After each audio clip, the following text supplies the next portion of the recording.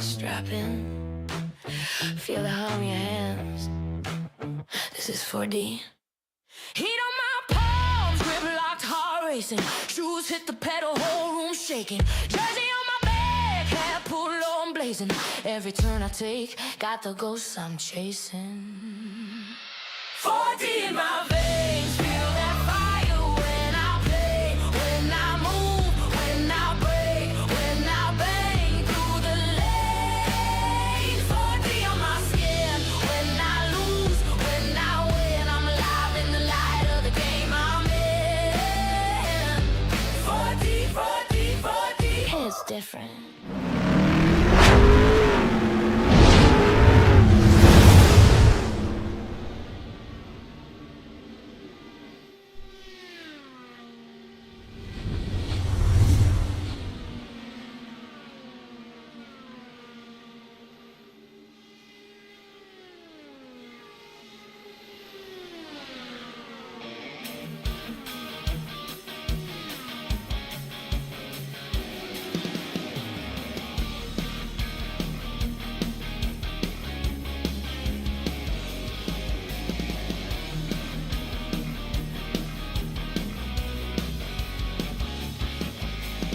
Hello and happy Saturday, everyone. I'm Gary Gonzo, and welcome to P1's Broadcasting special presentation of the second running of the Grand Summer Sweepstakes Spectacular, the P1 600 from Michigan International Speedway.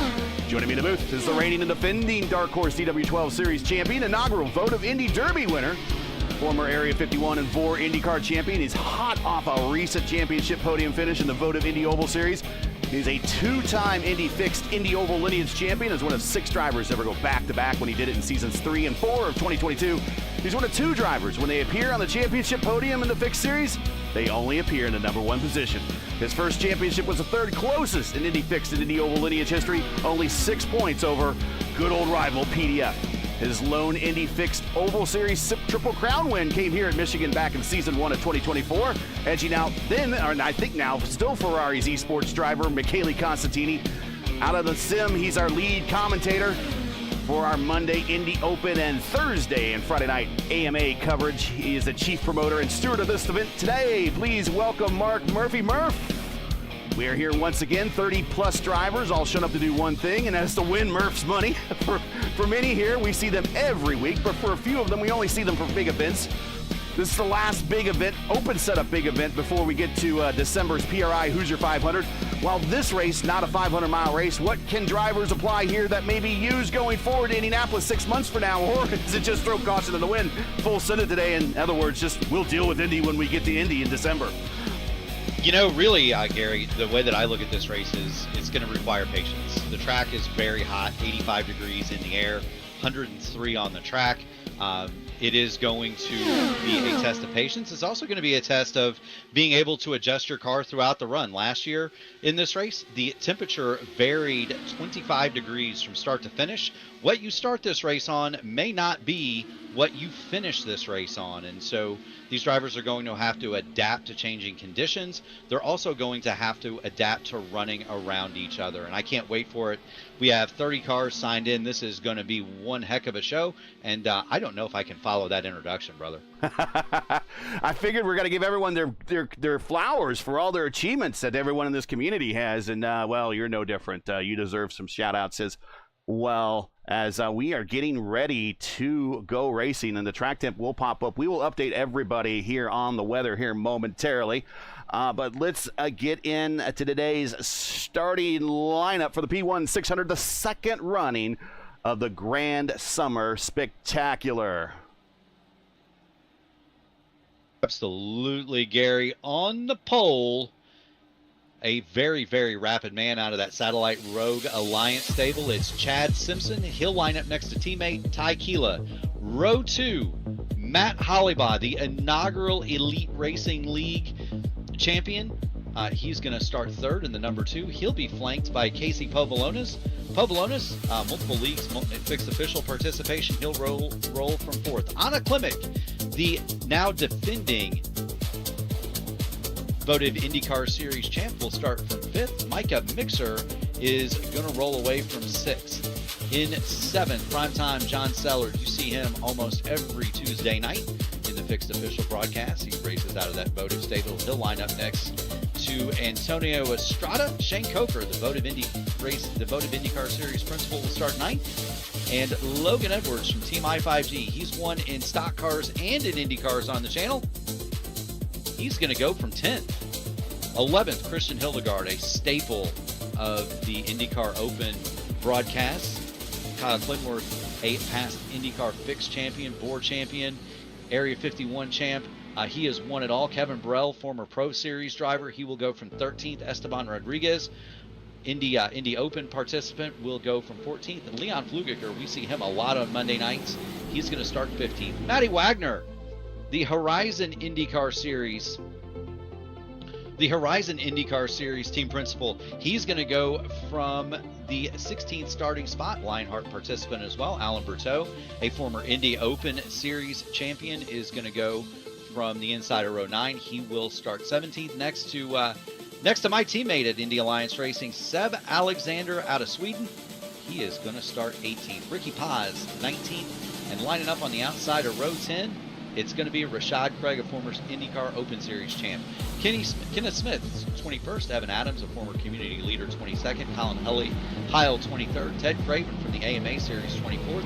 Brendan Lichtenberg, Milan Vogelsong, Ryan Campbell, Craig Forsyth, Matt Taylor, and the King, Robert Malechka. He has won everything. He's going to go worst to first today, Gary, or try to. He's going to start the shotgun and 30th on the field. We're going to head for the green flag. We are underway, 600 kilometers, 186 laps at Michigan. Chad Simpson will bolt away into the lead from teammate Matt Hollibaugh.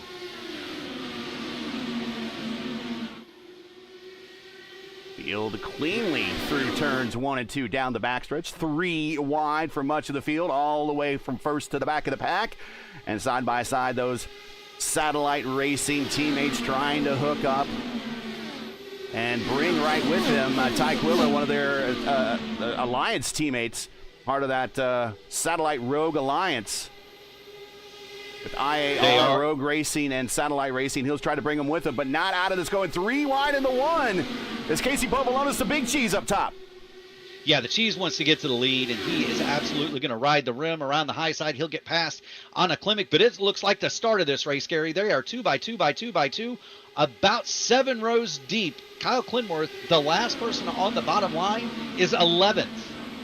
Povolonis to the lead. Casey wasting no time, but here comes your defending votive Indy Series champion, and bringing with her El Patron, Antonio Estrada, who goes purple that lap with a speed of 222.9. Yeah, Antonio Estrada's got Casey Povolonis to his high side, and look at Micah Mixer. Micah Mixer has charged up to the 5th spot. He's bringing primetime John Stellard with him as Chad Simpson starts to fade from the pole back toward the 5th or 6th spot, but the action is going to be on the top. With the track as warm as it is, Gary, and right now the track temperature 103 degrees. We've got a breath of wind out of the southwest. The high line is going to control, and the high line is going to be the place to be as the tires start to age. Anna Klimek heads for the lead, and she's got about a 3-car length gap over Casey Povolonis and Antonio Estrada as they hit the backside. Klimek, Povolonis, Antonio Estrada, all these drivers each with top split victories in our top split Tuesday broadcast. And John Stellard, primetime John Stellard, on the high side of El Patron, looking for 3rd, getting the draft from his teammate Povolonis, going side by side in the 1 for the lead. Klimek and Povolonis in the 1. They are. Now, that is an alliance, too. You've got Taylor Mills Racing and the Votive Racing Team, 1, 2, 3, and they are part of 1, 2, 3, 4. Yeah, now they're 1, 2, 3, 4 with Micah Mixer, and that is an alliance grouping between those teams. It's called the Entente, and they are 1, 2, 3, 4. Antonio Estrada, Chad Simpson, Matt Hollibaugh, Ty Keela. Those are all members of what we call the Global Alliance. That's Satellite Racing, Indy Alliance Racing, and Rogue Racing. Esteban Rodriguez is in the 9th spot. Esteban Rodriguez is part of Nexus Esports. Nexus. Yes, yeah, they just recently acquired much of that Fiercely Forward squad. So right behind him, as you see in those black and fluorescent yellow cars of Hilgard, Burrell. They are in his team, so once they catch them, they will be a little bit of wingmen for him if they can get up to him. They are racing along with Logan Edwards there. Logan Edwards, of course, from the powerful Team I5G squad. You've got Brendan Lichtenberg, the hyperstar, in 25th. He's just kind of hanging out right now. Do want to point out that Robert Malechka remains in the 28th spot. Rob is not coming forward as rapidly as one might think, and that's a pretty powerful group hanging out back there. Rashad Craig, Brendan Lichtenberg, Matt Taylor, Mylan Vogelsang, Robert Malechka, Brian Campbell, and Ted Craven from the AMA. They're all just kind of hanging out in the back, waiting to see what develops. And I bet the fuel games have already started here, Gary. Yeah, when I see folks like Lichtenberg, Taylor, Malechka, even Brian Campbell hanging out in the back, I'm just thinking rope-a-dope. These guys are playing a long game. Oh, Kenny Smith, the Jet, into the wall off a 2, but he keeps it straight. He's in that Newgarden livery from the Indy 500. Unfortunately, he put that into the wall on a restart.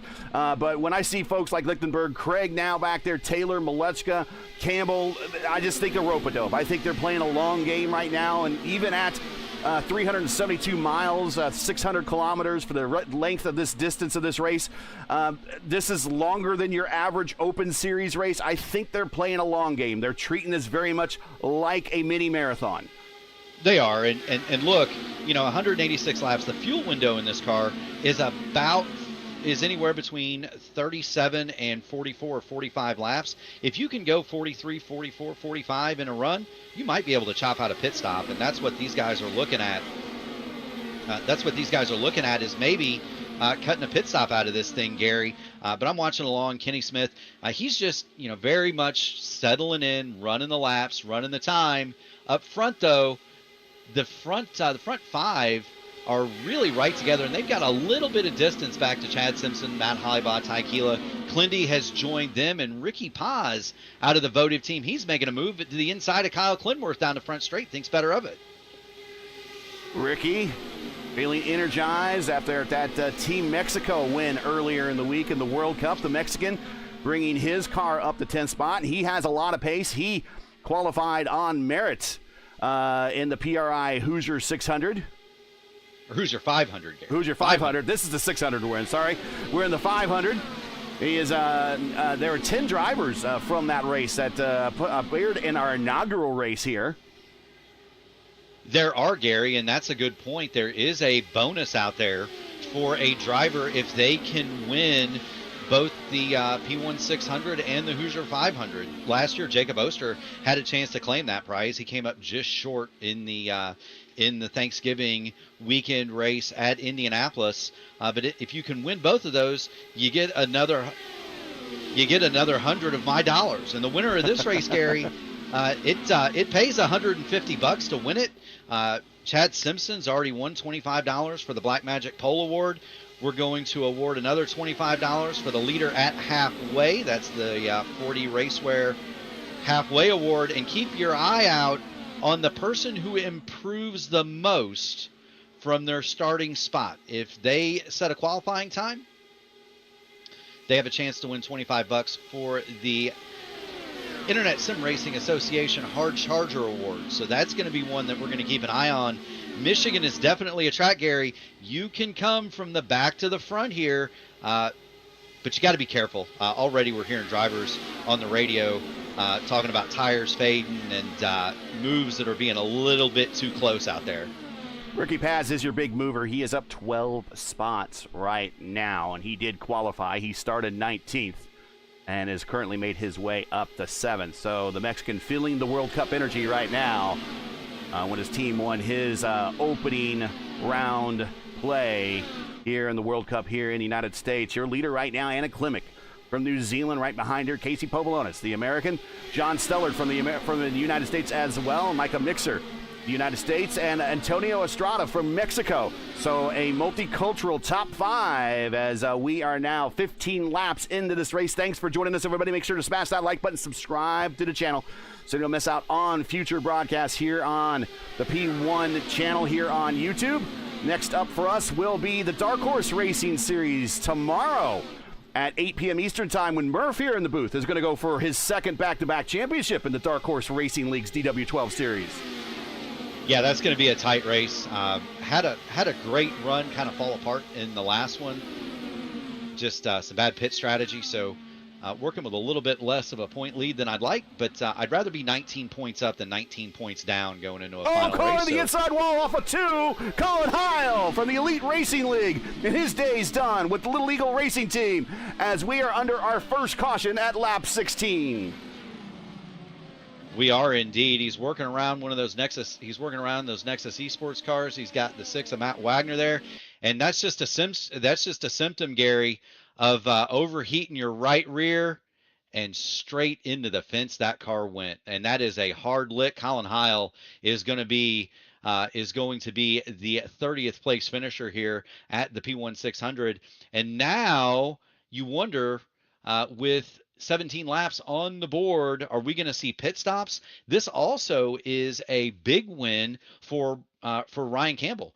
Brian Campbell started this race from the pit lane. He was 13 seconds in arrears. That was a strategic decision, I'm told, from Soup, and so he gets a chance to catch back up. The Dale Coyne Racing mechanic. He is also their PR representative, Gary. He's back in this fight now. He'll get a chance to catch up to the tail end of the field, and I guarantee you he's going to hit pit road. That was a huge lick to the inside wall for Colin Heil, but he has done no fast repairs in today's race. So for the Little Eagle driver, he has retired and will be out and now scored in 30th position. But now we'll see who comes to pit road, and everybody's coming to pit road. With that tire degradation, everyone, there are no tire limits. Smoke them if you got them here. Murph is covering the tire bill, and everyone's coming to pit road to throw on a set of new Firestone Firehawks.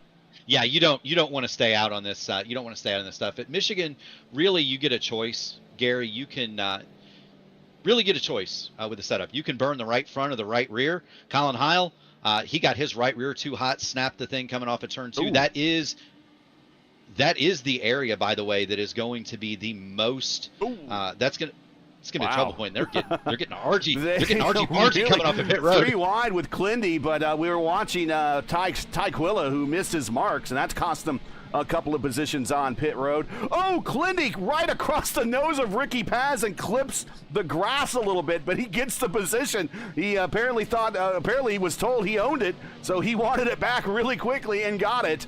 But he is now in 5th.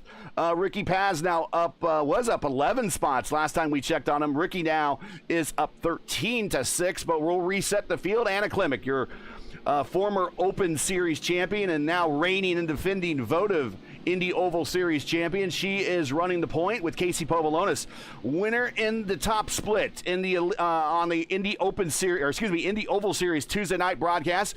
He is currently second. A man who's sat on the podium in the Elite Racing League, Micah Mixer. And actually, I really like the paint job of his car. Nice and simple, blue and white. Just shows up really easily on streams. He currently is third, but he's more of I guess he would call himself more of a road guy, but on the oval right now in the Super Speedway, he has worked with his teammates, the VRL team, the Votive Racing team. He is now currently in third. John Stellard, he's up 3 spots to 4th, and Clindy is the lead of that Global Alliance squad, and he currently is in 5th. That is your top 5. Murph, any other stories you see in brewing out there besides Ricky Paz up 13 spots? Anybody else you're paying attention to? You know who I'm really paying attention to in this early going is how fast of a pace Anna Klimek, Casey Povolonis, Micah Mixer, John Stellard, Ricky Paz want to set. Clearly, they've decided they're going to go to the front and stay there, and they're going to make everybody else catch them. I'm also waiting for the point where Robert Malechka, Rashad Craig, Brian Campbell, Matt Taylor, Brendan Lichtenberg, and Craig Forsyth, Matt Wagner, Seb Alexander, Kevin Burrell, from about 15th on back. I think those cars are playing possum, and I wonder when they're going to start coming forward. I also am keeping a strong eye on the weather. We started out at 105-degree track temp. Gary, it's already started to fall down to 102, and as the track cools, it's going to get racier.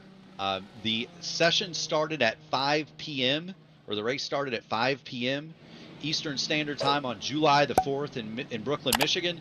So it's a hot one. but the sun is going to start to go down, and when it goes down, I had planned on finishing this race with the sun starting to set off on the west side of the racetrack. It's gonna turn into a fight. Anna Klimek is getting ready to lead this race away, and we are getting ready to go back to green. 19 laps in to a scheduled 186. Klimek reaches out and races away. You do not want to do that, by the way. You do not want to get that big of a lead. Yeah, and they could have planned that a little bit better with the teammates, or at least technical teammates in the first 4 positions. But Anna takes off, and that's going to allow Casey Povolonis to get a huge run off a 2 on her and maybe take a stab at a lead going into 3. We just saw Robert Malechka come in for a little bit of a splash and dash at the end of that caution to top off the tank. So, again, Robert Malechka, the emperor now, no longer the king. He has exceeded king status. He's won the Triple Crown. So he's done everything there is to do, basically, in these cars, except, well, frankly, win this race and win the Pro Series championship.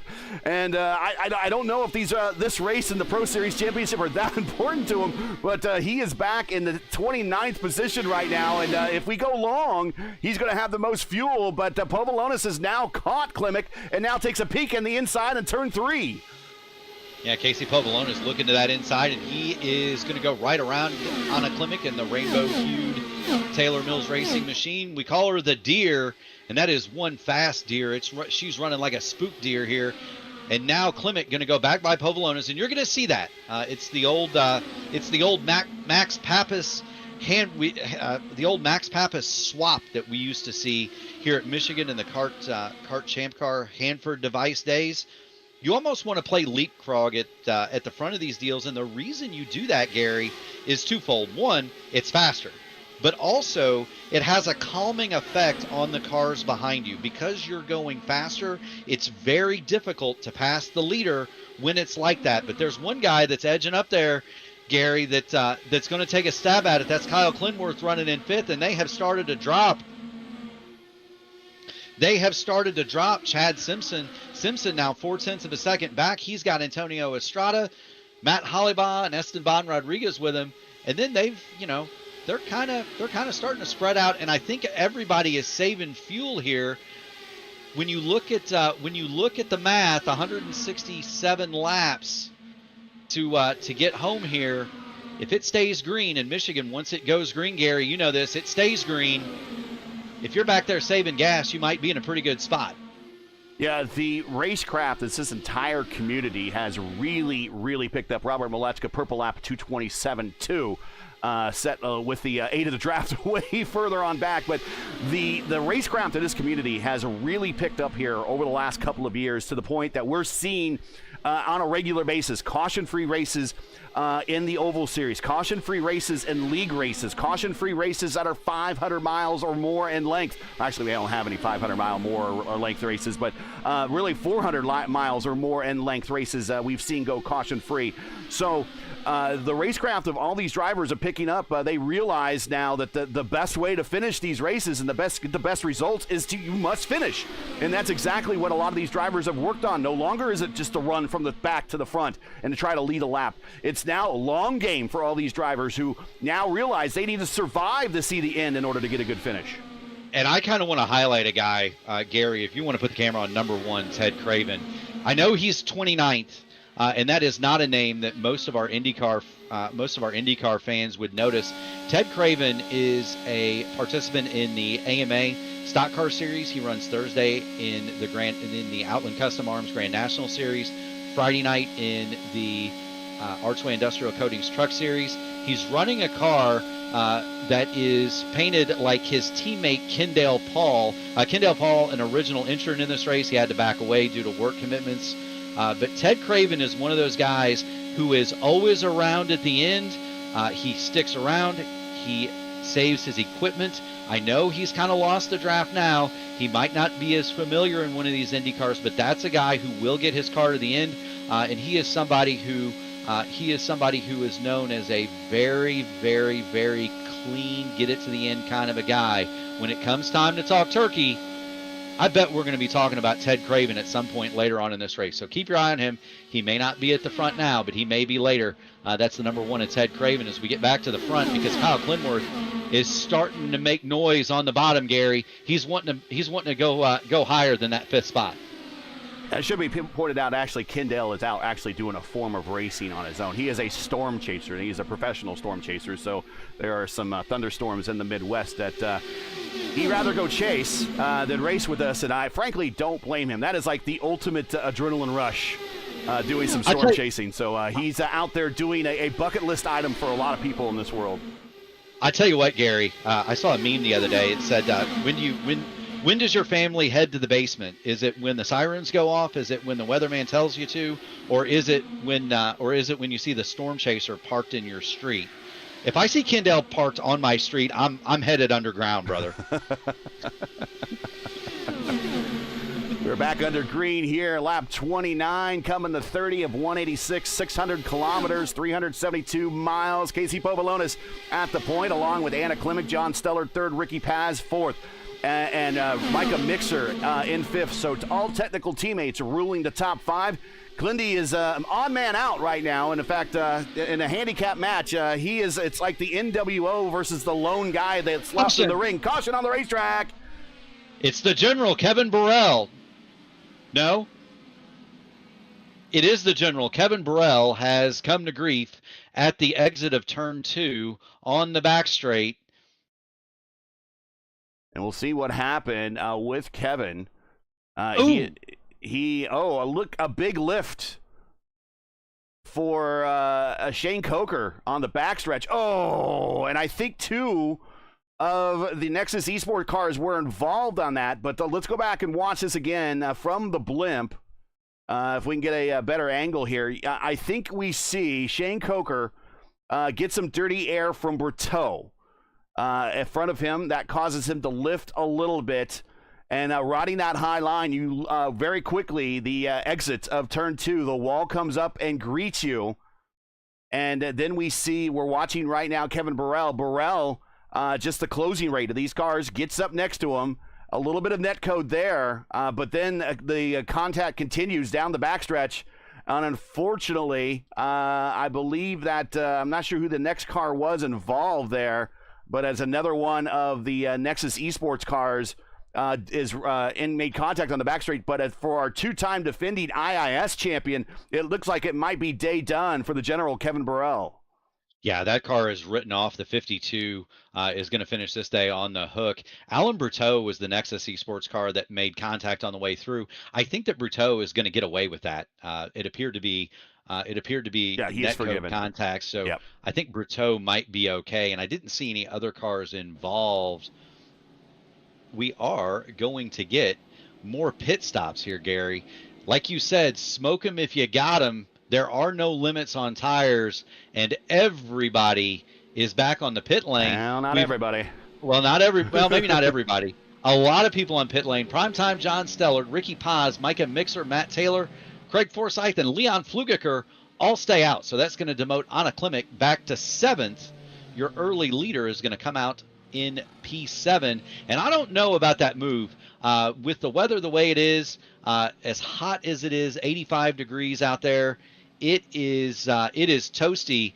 14-lap-old tires, those are significantly worn. Yeah, they're going to cool them off, but after about 3 or 4 laps, if you're not leading, they're going to be hurting. What's the difference between pitting at lap 14 and about lap 16 where we were at the last time when we got a caution? I would say come to pit road, but right now it looks like the VRL squad, along with their other technical teammate Anna Klimek, decided to split strategies and cast the widest net possible for the most part. Klimek and Povolonis come to pit road, while Stellard, Paz, Mixer, they stay out, and they will inherit some track position. No surprise on the call from Matt Taylor, very savvy, that he decided to stay out, and Craig Forsyth, and a very Craig Forsyth-like call. He has won a 500-miler here in the Elite Racing League before. He is a winner also on the Lionheart level, same as Matt Taylor. They stay out and inherit some track position. But what's the difference between 14 and 16, Murph, considering the last time when we had the last caution, the whole field came to pit road? Fuel math. So the guys that are staying out now, they're saying, look, we're committed to our fuel schedule. We're going to stop in accordance with however many stops were left at that last caution. The drivers that came in, led by Anna Klimek, they're saying we're not so much worried about fuel right now. We are worried about tires. We want to be able to handle better. But you're going to see, for Taylor and Forsyth at least, Gary, it's very much we're committed to our schedule, how we wanted to pick this race apart in terms of strategy. For Stellard, Paz, and Mixer, I think for them it's a matter of, hey, we've got the front three cars. We can just hold off everybody for a while, and then the cars that are coming on tires, of course, Klimek, Povolonis, they're teammates, right? So there you go. Single file restarts here. There is no lucky dog. These are IndyCar rules. No lucky dogs. None of that. You want to get your lap back, you got to earn it back the hard way. There are no cars a lap down, by the way. And we did have Kenneth Smith and Rashad Craig stop and top off their fuel tanks. Not a bad idea, really. All things considered, they can go the longest now after that run. So we're getting ready to go green. It's a Stellard, Paz, Micah, Mixer, Taylor, Forsyth. Green flag is out. And something happened to Ricky Paz, not on the good restart. I don't know if he was in the right engine map. He's continuing to fall behind. I don't know if that was planned or not, but Ricky Paz, the Mexican, now hemorrhaging all those spots he gained on the racetrack. Yeah, he restarted in map 8, Gary, and I think in addition to that, he might have missed a shift because he's all the way down to the 7th spot. And how do you miss a shift in a car with the flappy paddles?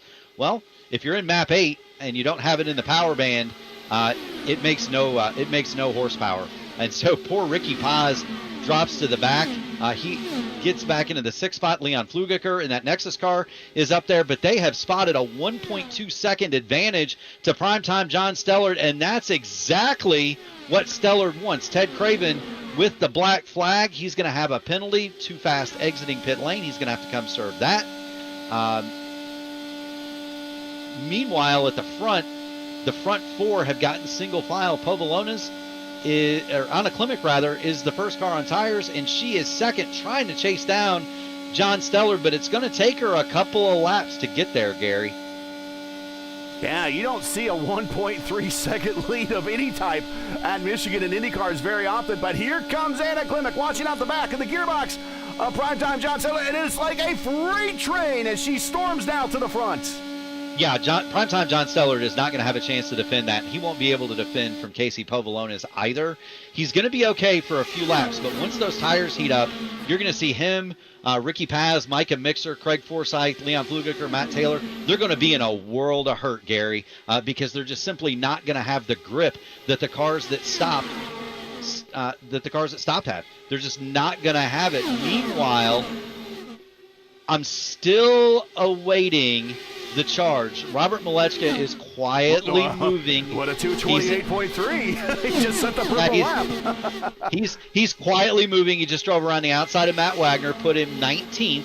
Antonio Estrada is next up on the hit list. You've got the Hyperstar, Brendan Lichtenberg in 17th, Seb Alexander 15th, Matt Taylor 14th. Those are all really good oval racers. Malechka, of course, an IndyCar Pro Series driver in iRacing. Brendan Lichtenberg has held that distinction. Those guys know how to get it done, and Malechka's starting to come to the front. I think he's had enough of riding around in the back. Malechka, 6-time fixed Indy Oval lineage champion, and just recently came off another championship season last season, winning the Triple Crown, which included Michigan on the schedule. He has done it all, and right now he has worked his way up to 15th position, up 15 spots. I don't know if he took time on qualifying, so that might not make him eligible for the Hard Charger Award. We'll have to check that out. There is $25 on the line for the ISRA Hard Charger Award, but of course, if you don't qualify, you're not eligible for that award. Robert Malechka really doesn't care. He's passing cars in wholesale fashion. He'll dive to the bottom of Esteban Rodriguez, and now he's going to set his sights on Craig Forsyth. That power slide team hype entry looks stout, Gary. This is par for the course for Robert Malechka. He's going to cut to the bottom with a big run. In the middle, that is Matt Hollenball up top. Craig Forsyth, a ton of IndyCar starts between those three drivers, coming off a 2 down the backstretch and give 2 more positions to Robert Malechka, now up into the top 10. Matt Hollybach keyed the mic and said, nice pass by Rob. Malechka storms away from Forsyth and Hollybach, and he is now 10th and closes in on the battle for the front. The battle for the lead is starting to get furious again. The top 10 have established a gap between themselves and Craig Forsyth in 11th. Robert Malechka, though, he winds it up on the high side, and he is going to get to the back of Ty Keeler as they exit turn 2. Let's just ride with Robert Malechka down the backstretch. He's going to go 3 wide in the 3 with the big run to the inside, passing Ty Simpson. That's a quarterback, excuse me. Ty Quilla and Chad Simpson off of 4 and move Robert Malechka, Emperor Robert Malechka, up to P8. And now taking the inside stab at Micah Mixer going into 1. He might get a couple of positions here. He passes Paz, and now he's working on the low side of Clindy and the Pink Panther. Now, here's the thing. When you get to the front of this deal, you're starting to get to cars that are a lot quicker. Anna Klimek has been the class of the field early on here, at least through the first 42 laps. So, too, Casey Povolonis, primetime John Steller. Through the middle. Through the middle. This is incredible stuff, folks. Malechka slices to the bottom of primetime John Stellard. He'll go to the 3rd spot, and now it's just Povolonis and Klimek as they head to turn 1. Not for long. Not for long. No, Robert Malechka goes to the point. There he goes. It did not take him long, and Malechka swerves to the bottom. He goes to the bottom, and he's letting the whole field by. He's going to reset. Now, the rule here is that you cannot advance. The rule is you cannot advance your position. You cannot advance your position on the apron. However, you can relinquish positions. Robert Malechka goes to the apron, goes to the back of the field, slots himself in the 22nd spot in front of Matt Wagner, and I think he's just amusing himself, Gary. Message sent to everybody at lap 44 that at lap 186, Robert Malechka is going to be a player in the finish of this race, one way or another. But up at the point, continuing the lead like I have for much of this race, it's Anna Klimek, Casey Povolonis, primetime John Stellard in 3rd, Ricky Paz in 4th. He's up 15 spots. Clindy and the Pink Panther in 5th. Ty Quilla has blocked the black and silver up to P6. Logan Edwards in 7th. Micah Mixer in 8th. Chad Simpson 9th and Matt Hollenbaugh in 10th. That is your top 10 right now as we run at lap 45 of 186 of the second running of the Summer Speed Spectacular, the P1 600 here at Michigan International Speedway. A little bit further back, watching a battle here with Brendan Lichtenberg to the inside of Esteban Rodriguez. He's going to take a 3 wide. Nope, he tucks back in behind Seb Alexander, and he rides it out through the remainder of turn 2. Yeah, Seb Alexander putting together a very quietly effective run here. He's up to the 11th spot. The Hyperstar starting to pull himself forward, and then right behind them is Brian Campbell. And Campbell, the Dale Coyne mechanic / PR man, he started this race from pit lane, Gary. He's up to the 13th spot as he works to the inside of the Hyperstar. Craig Forsyth on those old tires has fallen back to 15th. Matt Taylor now 18th. Leon Flugiker 20th. The votive machines have stayed up toward the front, but Forsyth, Taylor, and Flugiker have all fallen through the field after they stayed out on that last pit stop. Not only that, Gary, they're going to be doing the pits here within the next 10 to 15 laps. Yeah, it was worth a gamble to see if they got another quick yellow, and it doesn't look like. I take that back. Right behind Hilgard, way up into the gray. One of the points leaders in the IIS trying to get a bead on Forsyth. These two drivers you don't see very often in races together. Normally, it's Hilgard like in the Open Series and the IIS, and then you see Forsyth kind of in leagues and also in the Oval Series and on the fixed side of things. And, car on the wall. That is Leon Fluginger off a 2. He smacks the wall, gives it a good lick, but he's back running and straight. But two drivers you don't see together very often, but with a ton of starts, Hilgard and Forsyth were battling hard off of 4 last time, and that caused Hilgard almost to get up into the wall off of 4. Well, Flugiger did catch the wall, and this is right. You got the meatball, Gary. He's going to have to respect that and come to pit lane. That was a hard hit. This is right where you see deficiencies in setups start to show at Michigan. It's it's right around 15 to 20 laps into a run. We are at lap 17, and this is where you start to see the corner that you chose to wear out start to wear out. Robert Malechka slices his way through Brian Campbell and Seb Alexander back into the 11th spot, so the fun continues for Malechka as Povolonas and Anna Klimek continue to trade the lead with John Stellar and Ricky Paz in 3rd and 4th. Klindworth 5th, Ty Keela 6th, Chad Simpson is 7th, Logan Edwards is 8th, and Micah Mixer 9th. That is your lead group. It's about 5 car lengths to 10 car lengths back to Matt Hollybaugh in 10th, Robert Malechka in 11th, Alexander 5 or 10 car lengths back in 12th, to Brian Campbell 13th, Brendan Lichtenberg 14th. The eyes need to start to be on Stellard and Paz, though. They're up in that lead group, and they are approaching the end of their fuel tanks, Gary.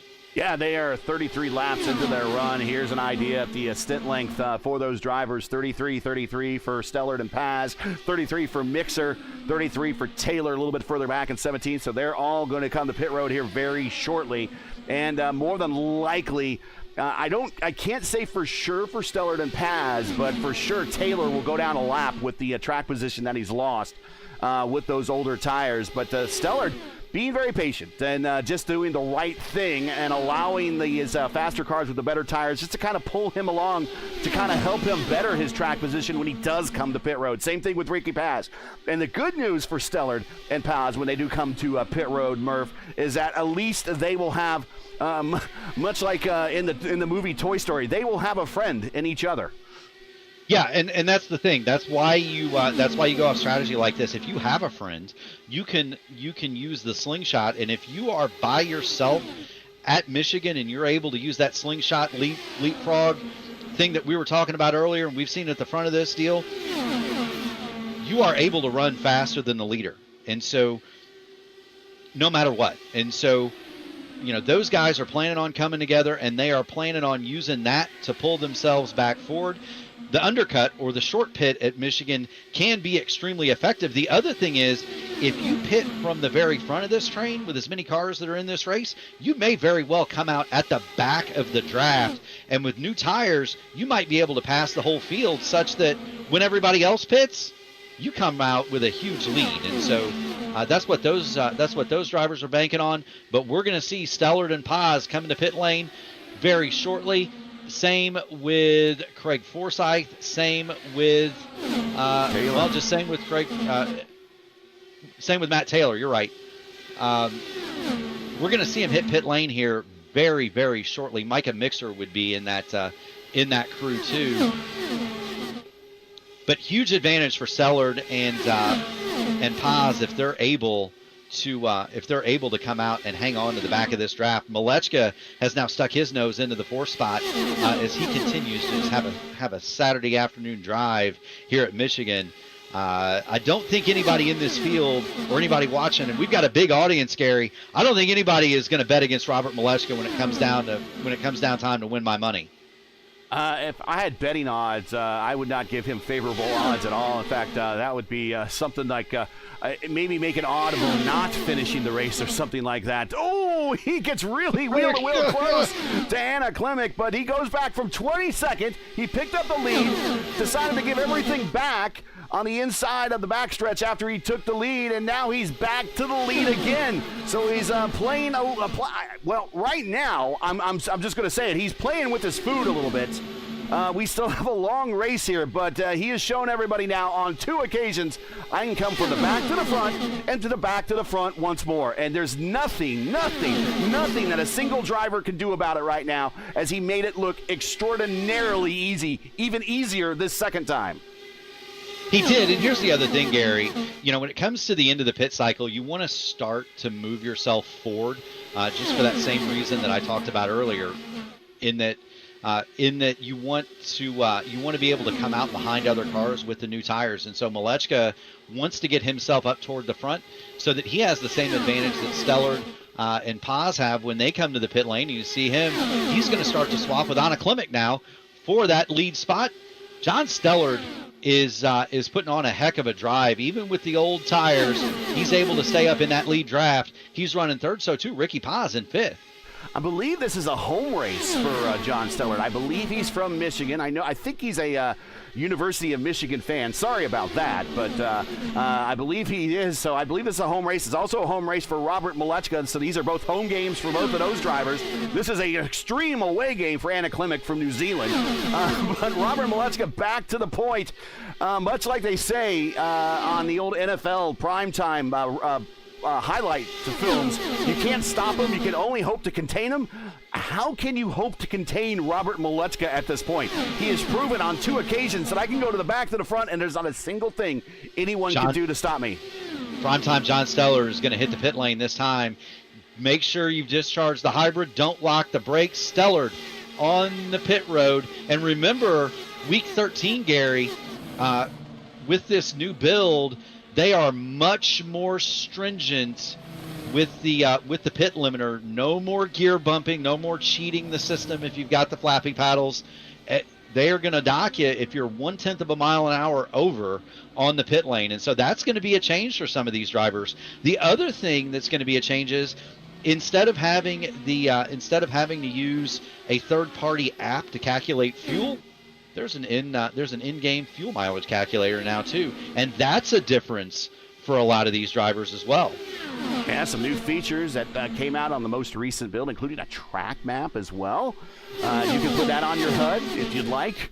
But some new features in this Week 13 update. Here comes Matt Taylor. Yep, Matt Taylor. We'll get the camera on him. But next week is Week 1 of the championship for Season 3 of 2026. Oval Series kicks back off again with their opener on Monday night with Murph and Jacob, and then Tuesday night at 8:15 p.m. Eastern Time with myself, LGN, and JP as we open the Oval Series next season as we see Matt Taylor hit his stall along with Craig Forsyth. Yeah, Ricky Paz coming in as well. So all of those cars that stayed out under that last caution, they're going to hit pit lane now to take their stop. Essentially, the way this appears to be working out, Gary, is that the extra pit stop would have been under that caution. If it stays green, these guys might be at a disadvantage. As you see, Anna Klimek, Casey Povolonis, Robert Malechka continue to lead this race. They're going to be due within the next 10 laps as well. So about a 10 to 15 lap fuel differential between those cars. And the guys that are pitting now, they're going to want to save that fuel so that they don't have to make an extra green flag stop. That's going to be very difficult as we hit lap 63. There are only 3 more stints left in this race once these drivers hit pit lane again. Povolonis, Klimek, Malechka now, Ty Quilla, and Brian Campbell. So Malechka and Campbell from the back to the front. Malechka's done it more than once. Campbell now on his only attempt so far. He started from pit road and very patiently. Soup has brought the Soup Mobile up to P5. Right behind him is Logan Edwards. And then there's Glindy. I believe the Soup Mobile should be involved in the weenie race next year for sure. That's a man that leans into his nickname. You should. For certain, sure. Yeah, you should. He's got Ty Keel up there. Good friends. They're running 3rd and 4th. Malechka has dropped back to 5th now. I think he's content to save some fuel, save some tires. Logan Edwards on the I5G machine is running in 6th. You've got Clindy 7th.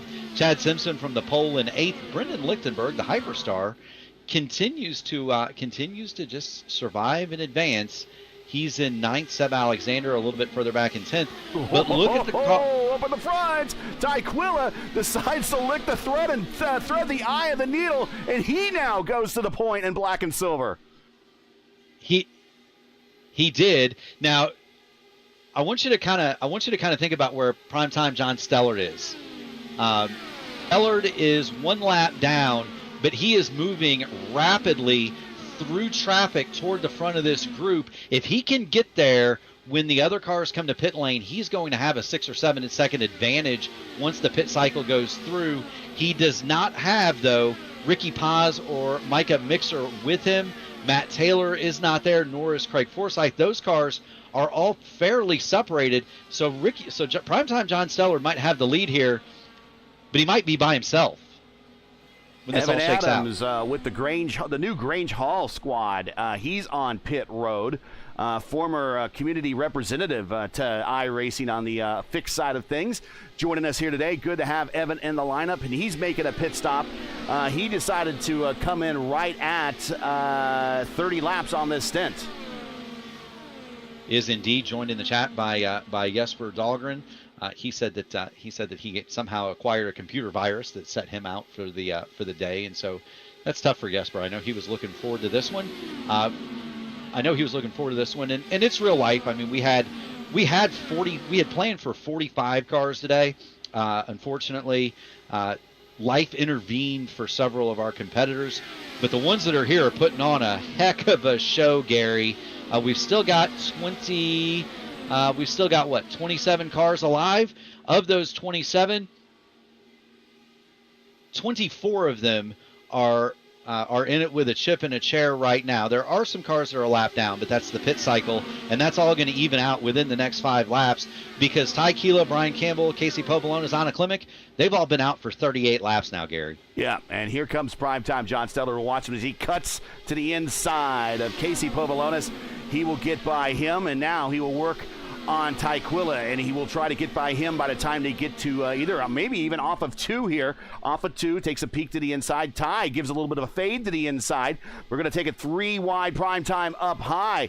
Campbell down low. Ty Quilla, the PRI Hoosier 500 man in the middle. We're going to go 3 wide off the corner. Ty wanted to slide up a little bit. Here comes Campbell to pit road for his scheduled stop.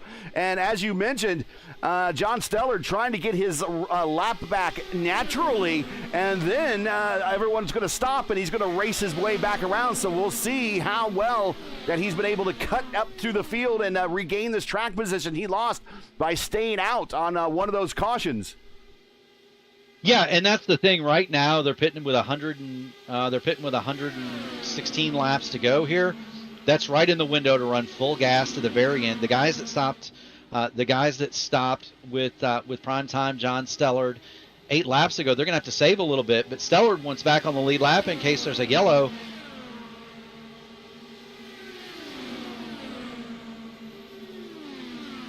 Ty Keela, Casey Povolonis, Robert Maleshka, Matt Hollybaugh, all calling their entrances to pit road.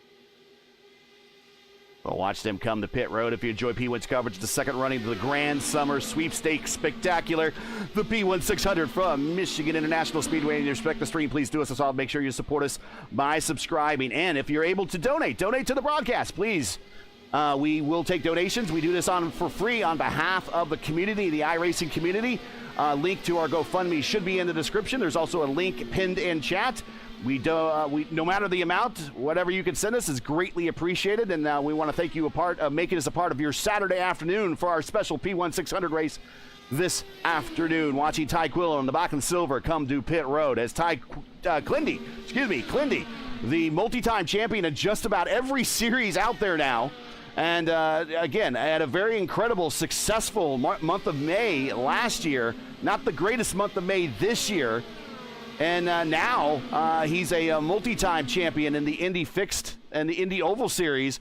He picks up the lead and is now towing John Stellard with him. I think Clindy's coming to pit road this time as he comes to the inside down the backstretch into 3 and 4. He is, and that's going to leave primetime John Stellard all by his lonesome. Clindy hits the brakes, comes down the pit lane, and he will make it safely. And now you kind of want to see where this shakes out for Stellard. There he is. He's going to climb to the top of the leaderboard, and when he comes back around, it's going to be interesting to see where Clinworth and Esteban Rodriguez, who are both on pit lane, shake out. The gap from Stellard back to Brian Campbell is about 2 seconds. So he is broken free of the draft. Brian Campbell, Ricky Paz, Anna Klimek, they need to start swapping because they need to catch primetime John Stellard. Right now, they're doing so at about 1.5 to 2 tenths a lap. And now we see Stellard get around Clindy and picks up the lead, and he is all by himself. I mean, as group swims go, open swims go, I don't think I've seen a lead as big as Stellard has in the middle of an IndyCar race at Michigan as we do right now. He's leading by 1.6 seconds, but rapidly it's coming down as Anna Klimek is working with Brian Campbell to try to reel him in, but John Stellard staying out and working on that track position and just staying up front and then coming to pit road on that different schedule of his has given him a huge gap right now to the back to P2. It has, but what it's also done is given him an 11-lap disadvantage on fuel, Gary. And so he's going to have to save some gas. And unfortunately, when you're looking at saving fuel at Michigan, you cannot do that when you're leading. And so it's a double-edged sword. Meanwhile, Anna Klimek and Brian Campbell, they've chopped that 2-second gap in half. It's now 1.1 seconds, and they are coming behind primetime John Stellard. And when they get there, I would anticipate that they would gobble him up in a hurry. Well, I mean, if you're John and you're leading, you're getting some good TV time, you're leading right now. I mean, you got to save some fuel anyways. Just turn down the wick and let the leaders, let everyone else run you down and do all the work. And then when they get to you, you've already shown with extremely worn tires that you could hang with people with much fresher tires and just work back on that fuel mileage again. I guess that would be the only way to, the inevitable's coming, so just tune it down and get back in line and allow these guys to run you down.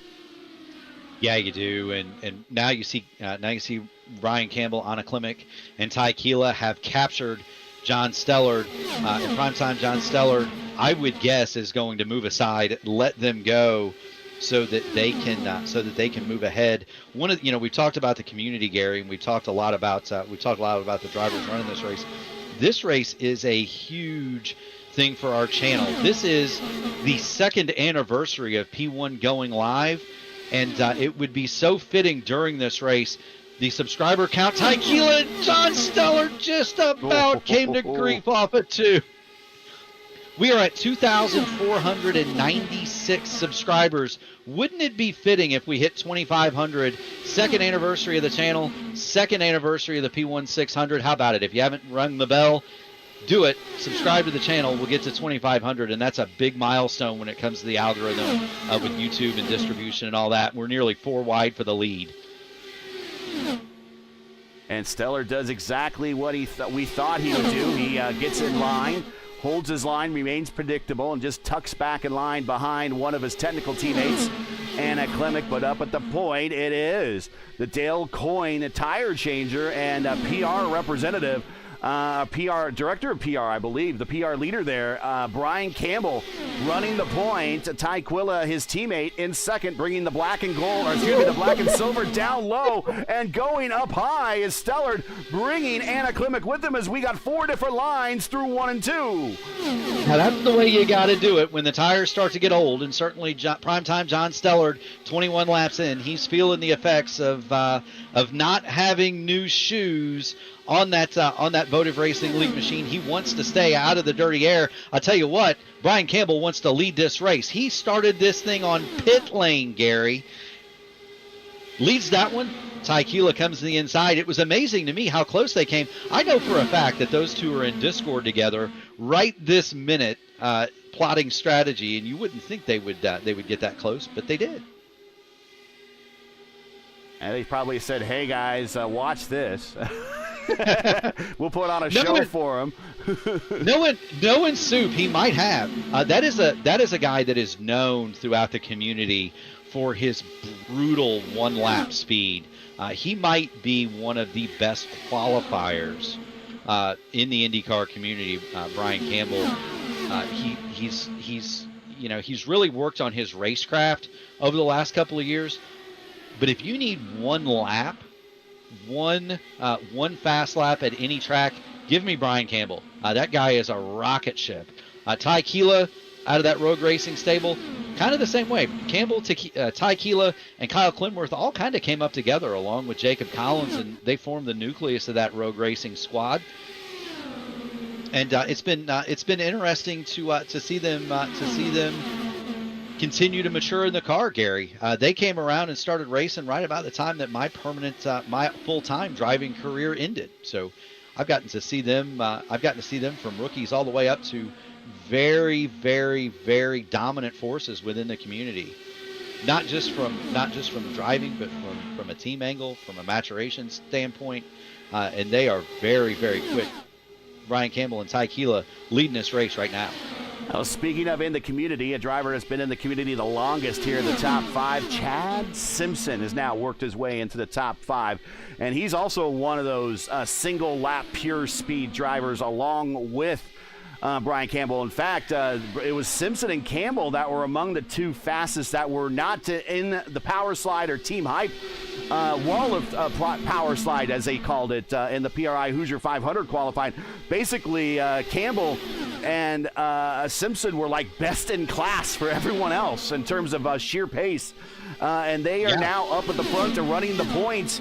As power slide is team hype, the nearest car is in 10th position, and Robert Malechka hanging out. And I'm saying this very loosely because we know he can advance anytime he wants to, but Robert hanging out in 10th. But Chad Simpson reappearing now in the top 5.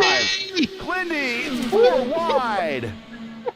He got the apron, Gary, and he just about came to grief.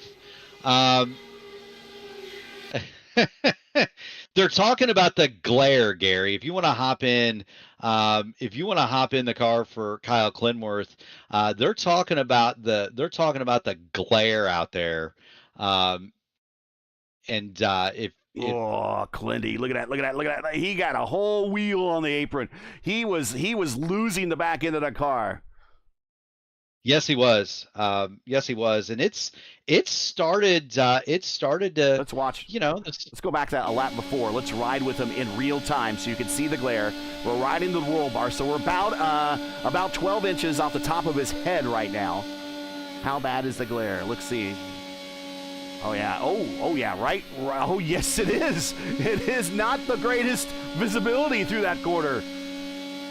No, it's not. And if you're not careful, you can turn that down a little bit. You can turn HDR off, which will minimize that glare. But it's not going to completely go away. And with the aero screen on these cars, there's no tint to that aero screen, and it can get quite blinding as the sun starts to go down. It's nearing 6 o'clock in the sim, Gary. It's not going to get dark, but I'll tell you what it is going to do. Is the sun is going to start to play tricks on these drivers. The weather right now, 86 degrees in the air, but the track is 100. So it's getting warmer in the air, but the track has started to cool as the sun starts to disappear. And I'll tell you what's going to appear here in a few moments. Shadows. Is the end of lap 93. We are working lap 90 to 186. Halfway charger. Somebody's about to win $25 for the halfway money here. Right now, your candidates, Ty Keela, Brian Campbell, Anna Klimek, are at the front. They've got Kenneth Smith working to put him a lap down in the Joseph Newgarden scheme. But the front 3 looking to become $25 richer in about 3 laps' time, Gary.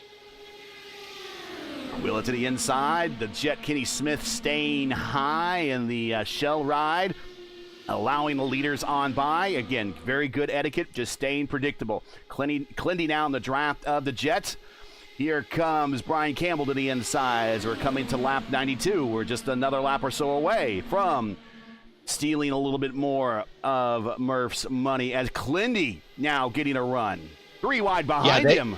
They want the halfway money. $25. It's not the win, but $25 is $25, Gary. Jim Herrick over at 40 Racewear graciously sponsoring this race. Of course, there's a championship ring involved in this one too, Gary, if I'm not mistaken. Not yet. Not yet. Maybe. We're going to get a championship ring here eventually. But check out 40's line of made-for-sim racing gloves, shoes, and apparel. 40racewear.com, one of our sponsors a presenting sponsor of the IIS. Here we come to lap 93. Money lap. Money in the air. It's going to come down to Aquila Campbell, Clindy, and, well, you might have to convert some bucks for Anna Klimek in New Zealand. According to the entry, Blake, it's all paid in U.S. dollars. They can exchange them from there. Ty Keela is the leader into turn 3. He's got Brian Campbell to his outside. Clindy, and Logan Edwards fires it in on the high side on top of Clindy. The advantage is to Ty Keela coming off of turn number 4. Brian Campbell has the momentum on the high side, and it's going to be Ty Keela, $25 richer for the PRI Hoosier 500 Rookie of the Year. So you can simmer down now, drivers. You can simmer down now, drivers. You don't need to go 3 wide anymore. For 3 wide as Clindy rams it up the middle. 4 wide. We've already paid the money, boys. You don't need to wreck your cars just yet. As we get a little bit past halfway, but Ty Keela claims the 40 Raceware halfway award. You remember the days, Gary? They don't do it anymore, and I wish they did, because it was one of the coolest contingency awards that was available, the old right guard halfway challenge. It was $10,000 for NASCAR races. They did it at the Indy 500 for a number of years. At Indianapolis, they paid $50,000 if you let it at halfway. I don't have $50,000, so we'll give them $25,000 instead. How's that? Well, I guess we need to find a deodorant sponsor. I'll tell you what, these drivers at the front and all throughout this field, they're working hard. I know this looks easy on TV, but with the high fidelity wheels that we have now, these drivers will be tired. They will be sweating, and they will be sore at the end of this thing. The other part is, and not many people realize this, we're on the repave of Michigan, but this track is still rather bumpy, Gary. It's, there's winter in Michigan, and it's not billiard table smooth. The Indianapolis Motor Speedway is perfectly smooth. Michigan, not quite so much. A lot smoother than the Legacy version. Legacy version was pretty rough, but still, it's a fun racetrack. But this is a little bit better, and I think this is they rescanned this in 2018, so it's probably due for a new scanning here soon. But Campbell to the point. Yeah. Quilla in second, Clindy in third. So the Rogue Racing guys have said, okay, I've seen enough. Actually, primetime John Stellar coming to pit road. So he hung out with the leaders, hemorrhaged a little bit of positions, and now he's coming in for a scheduled pit stop. But the Rogue Racing guys have decided we've had enough of the Entente and enough of the Robert Molechka games coming to the front to the back. We're going to rule, and we're going to run this portion of the race. Don't let Robert Molechka hear that, because, again, he's proven he can go to the front pretty much just about whenever he wants in that Power Slide Team Hype entry. But right now it is Campbell, Keela, and Clinworth, the 3 Rogue Racing entries out of the Satellite Rogue Alliance. Klimek 4th for Taylor Mills Racing, and Casey Povolonis 5th. Casey Povolonis, Craig Forsyth calls his pit. Casey Povolonis for Votive Racing League. Those are 2 Entente cars. Logan Edwards, Team I5G, runs 6th. Chad Simpson, Satellite Racing, and the Satellite Rogue Alliance in 7th. Robert Molechka, Private Label Power Slide Team Hype, is in 8th. Ricky Paz, 9th for the Votive Racing League, and Micah Mixer for the Votive Racing League is 10th, and he's got the Hyperstar to his bottom side. The 2 I5G entries of Lichtenberg and Matt Taylor, 11th and 12th. And I don't believe we've seen the last of them yet, Gary. No, even though I5G, and again, I say this all the time, and if you don't know what I5G stands for, it's the Indy 500 group. But you can't even rule these guys out and if it's another track other than Indianapolis in the Indy cars, you cannot rule these guys out. It's been probably one of the longest, most established super teams in the community that I can think of. I believe it predates Private Label Team Hype, but private Team Talent, all those. I think it predates all of those. But you could never rule this team out, and especially with drivers that have the experience of Lichtenberg, have the experience of Taylor, have the experience of Logan Edwards. There's tons and hundreds, maybe thousands of starts in these cars between those 3. Yeah, and I can personally attest to Matt Taylor. The spiritual predecessor of this race was the Race Spot US 500, and Matt Taylor and I, in the first edition of that, when there were 2 splits, Matt Taylor and I dueled for the win in the second split of the inaugural edition. That might be one of, when I think about the cool things I've done in the sim, that might rank right up there with the championships. Matt Taylor and I had a fight to the end of that thing. I came off best in the old Stroker Ace Chicken Pit Special. And Gary, that was one of the cool things when they did the second edition of that race. they made a poster, and the poster was my car with Brandon Trano's.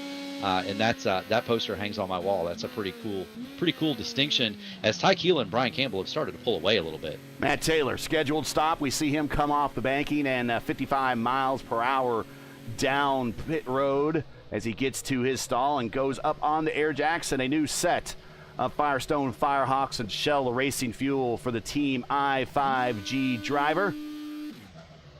Now with 43 laps to go, Taylor is in the window. He'll be able to make it on fuel from here. He is going to have to or get a caution flag. We have not, knock on wood.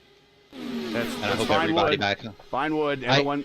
My whole house made out of it. I'll knock on the floor. I hope you hear me knocking. But we haven't had a caution since about lap 35 here, Gary. So these guys drivers very, very clean as we round lap 104 of 186.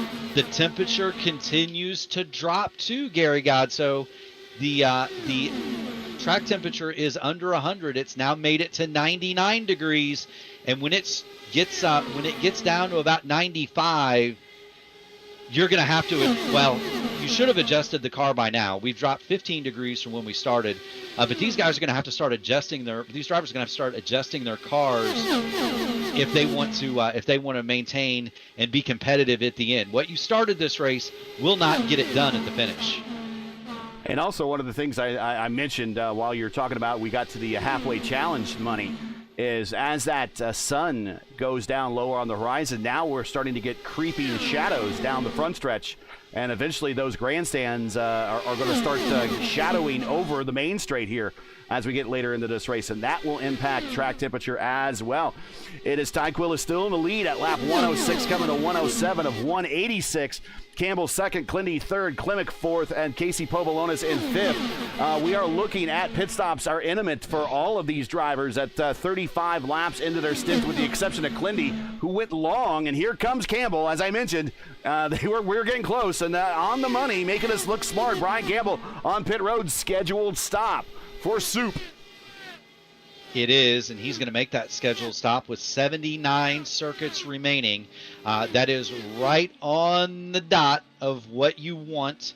So Brian Campbell makes his pit stop. He will come down and away. Also, you saw Milan Vogelsang on pit road. Rashad Craig also on pit road. Yes, they are. So Rashad Craig, former Indy Open champion, is leaving the pit lane in his Indy Alliance racing machine. Matt Hollybaugh calls his pit. Yeah, Rashad was one of our big broadcasted split winners. We had three big top split races in May. We had of course, our presentation of the fixed, our presentation of the open, and of course the IIS 500K. And Rashad Craig won the IIS 500K at Indianapolis. Again, very good on the ovals, loves these open setup races, and fortunately he's a lap down right now, but he's in 24th position. But he is one of the big three Indianapolis race winners during the month of May here on iRacing. You know he is, and here's the thing. Most people who follow iRacing, who follow this, and there are dedicated group of fans that follow this, they would recognize Rashad Craig as more of a road course racer. I'm going to tell you this. Rashad Craig is a sneakily good oval racer, especially ovals with distance, as Anna Klimek is going to hit pit lane. I'm going to say this, too. I have been, again, with the new pit lane procedures and the new emphasis on speeding on pit lane, we have not had but one speeding ticket, and that was Ted Craven, who is not as familiar with this car as some of the others. He is the only speeding ticket thus far, Gary. Nobody, and I'm knocking, has collected a ticket thus far. Yeah. My whole house is made of it. 97% of my house is hardwood floor. So all I got to do is just reach down and give it a bang. But that's been a really, really, really pleasant surprise. That would have been one of the things that I would have thought at the beginning of this show that we'd have had a problem with, and so far nobody has run afoul of the pit speed limit. So congratulations to our drivers, and we're getting ready to see everybody hit pit road here. We just saw Matty Wags, the Horizon IndyCar Series admin, come off of pit road. He also won last season, got his maiden win in the Elite Racing League, and a thrilling finish at Motegi as Alexis Newsom ran out of fuel on the last lap coming to the checkered flag. Currently right now Wags in 23rd position as he's bringing that track rocket car back on the racetrack after its scheduled stop. Up at the point, it is Casey Povolonis as Campbell goes back by and goes to the tail end of the lead lap. Clindy bringing Clindy with him to the point. Clindy due on pit road any lap now as well. Povolonis looks like he's going deep into the count. He's at 39 now at 40 laps into this stint, so he's done some economizing on the fuel. Logan Edwards also going long. Logan Edwards right at the 39 lap mark. Clindy at 38. So we expect to see all these drivers. Whoa!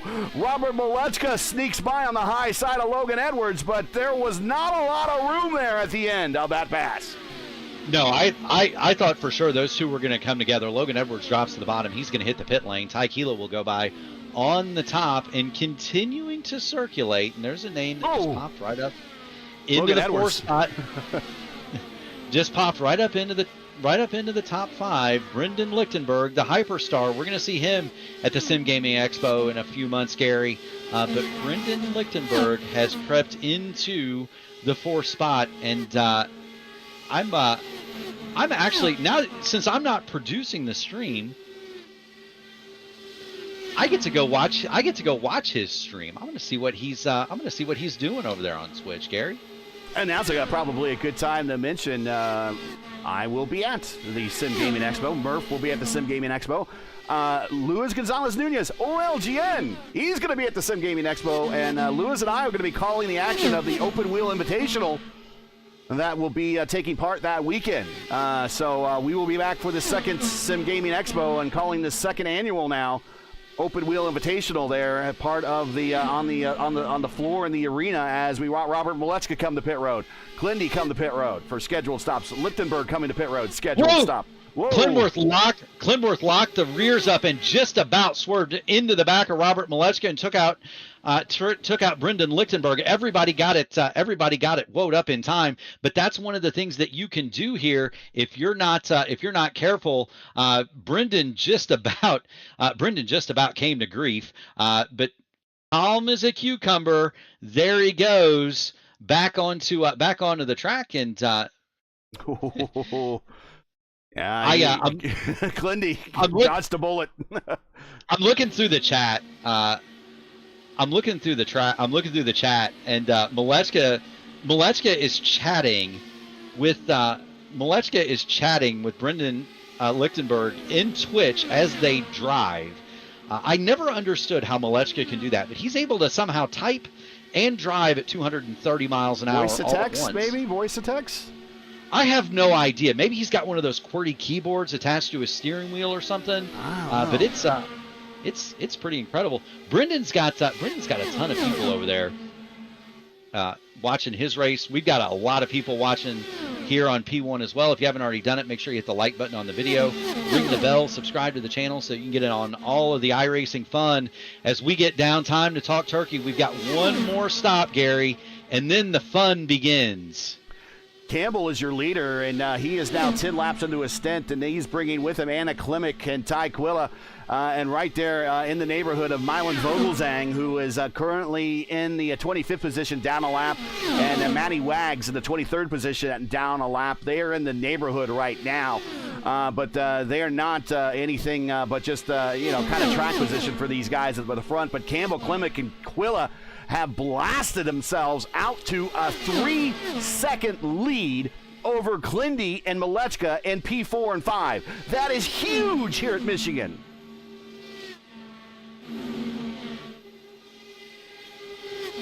Yes, it is. They've pulled away 2.8 seconds. The front three have from Molechka, Clinworth, Edwards, Lichtenberg, Simpson. That whole pack is now separated, and the two road racing drivers in the Taylor Mills Racing entry of Anna Klimek, they are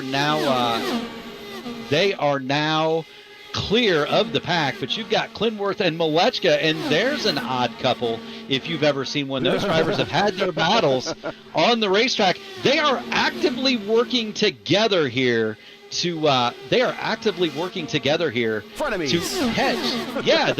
Yeah, your friends are where you find them, and your friends are where you find them, Gary.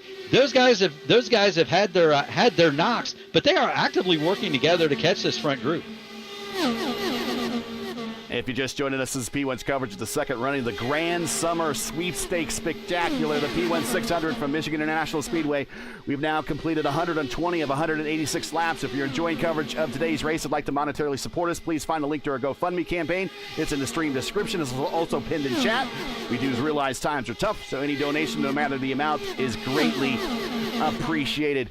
While May and June are the homes to the Indy 500 and the P1 600, the Indianapolis Motor Speedway and the iRacing IndyCar community will once again come alive this December with the 2026 PRI Hoosier 500, featuring the best sim racers on Earth, unmatched coverage broadcasted via PRI in the most challenging 500-mile format on all of iRacing.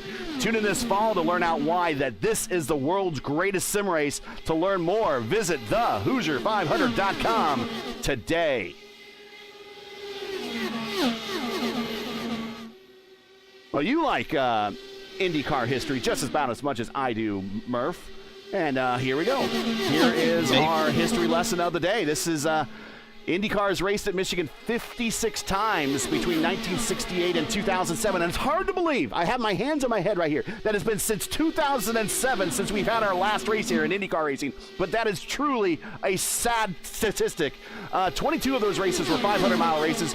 12 drivers have scored first or sometimes their only IndyCar win at Michigan. Ronnie Buckman, Bill Vukovic, Tom Sneva, Danny Ungaius, Pancho Carter, John Paul Jr., Emerson Fittipaldi, Scott Kitcher, Scott Pruitt, Tony Kanaan, Patrick Carpentier, and Thomas Scheckter all got their first wins here. Tom Sneva set the USAC record here. Paul Tracy holds the kart record. Thomas Scheckter holds the IRL record. And there you see all the race winners, the all-time race winners here in the history of IndyCar racing at Michigan. Johnny Rutherford, most people don't know this, leads all-time with wins here with 4, with his last ever win here coming to 1986 when he won the Marlboro 500 here for his last IndyCar win of his career. And that was a very interesting race. I remember watching a high attrition race. Only 8 cars finished that season. But there you have your IndyCar history lesson here from Michigan. This track's steeped in IndyCar history, Gary, as you alluded to. They used to run twin 200-milers here, for those of you who don't know. But this is getting to be a historic iRacing race. 125 of 186 in the books. It's continuing to cool off, Gary, down to 97 degrees. Malechka talking about how his engine was hot in the chat. It's going to start. Yeah, it's very interesting. Yeah, keep going, because we've seen that problem here recently on the channel with the IIS. Christian Hilgard, actually, and there he is in 21st position on the lead lap, one of the last cars on the lead lap. He blew his engine at the Gateway. That might be what cost him a chance at the IIS championship. So now temperature of some of these engines are becoming an issue right now. Well, it could be, and that's the thing. You don't equate it a lot with sim racing, but I tell you what, Gary, if you select the 77% option, if you select the 77% option, which is the furthest you can close off these radiators, and it's a hot day, engine will go boom. All right, just like in real life. What he's talking about is these radiators. So these little inlets on the side here that makes them look like jet fighters. Yeah, jet fighters have the jet inlets, like on the side of the plane. You saw like on the F-14, F-18, or the big inlet underneath the F-16.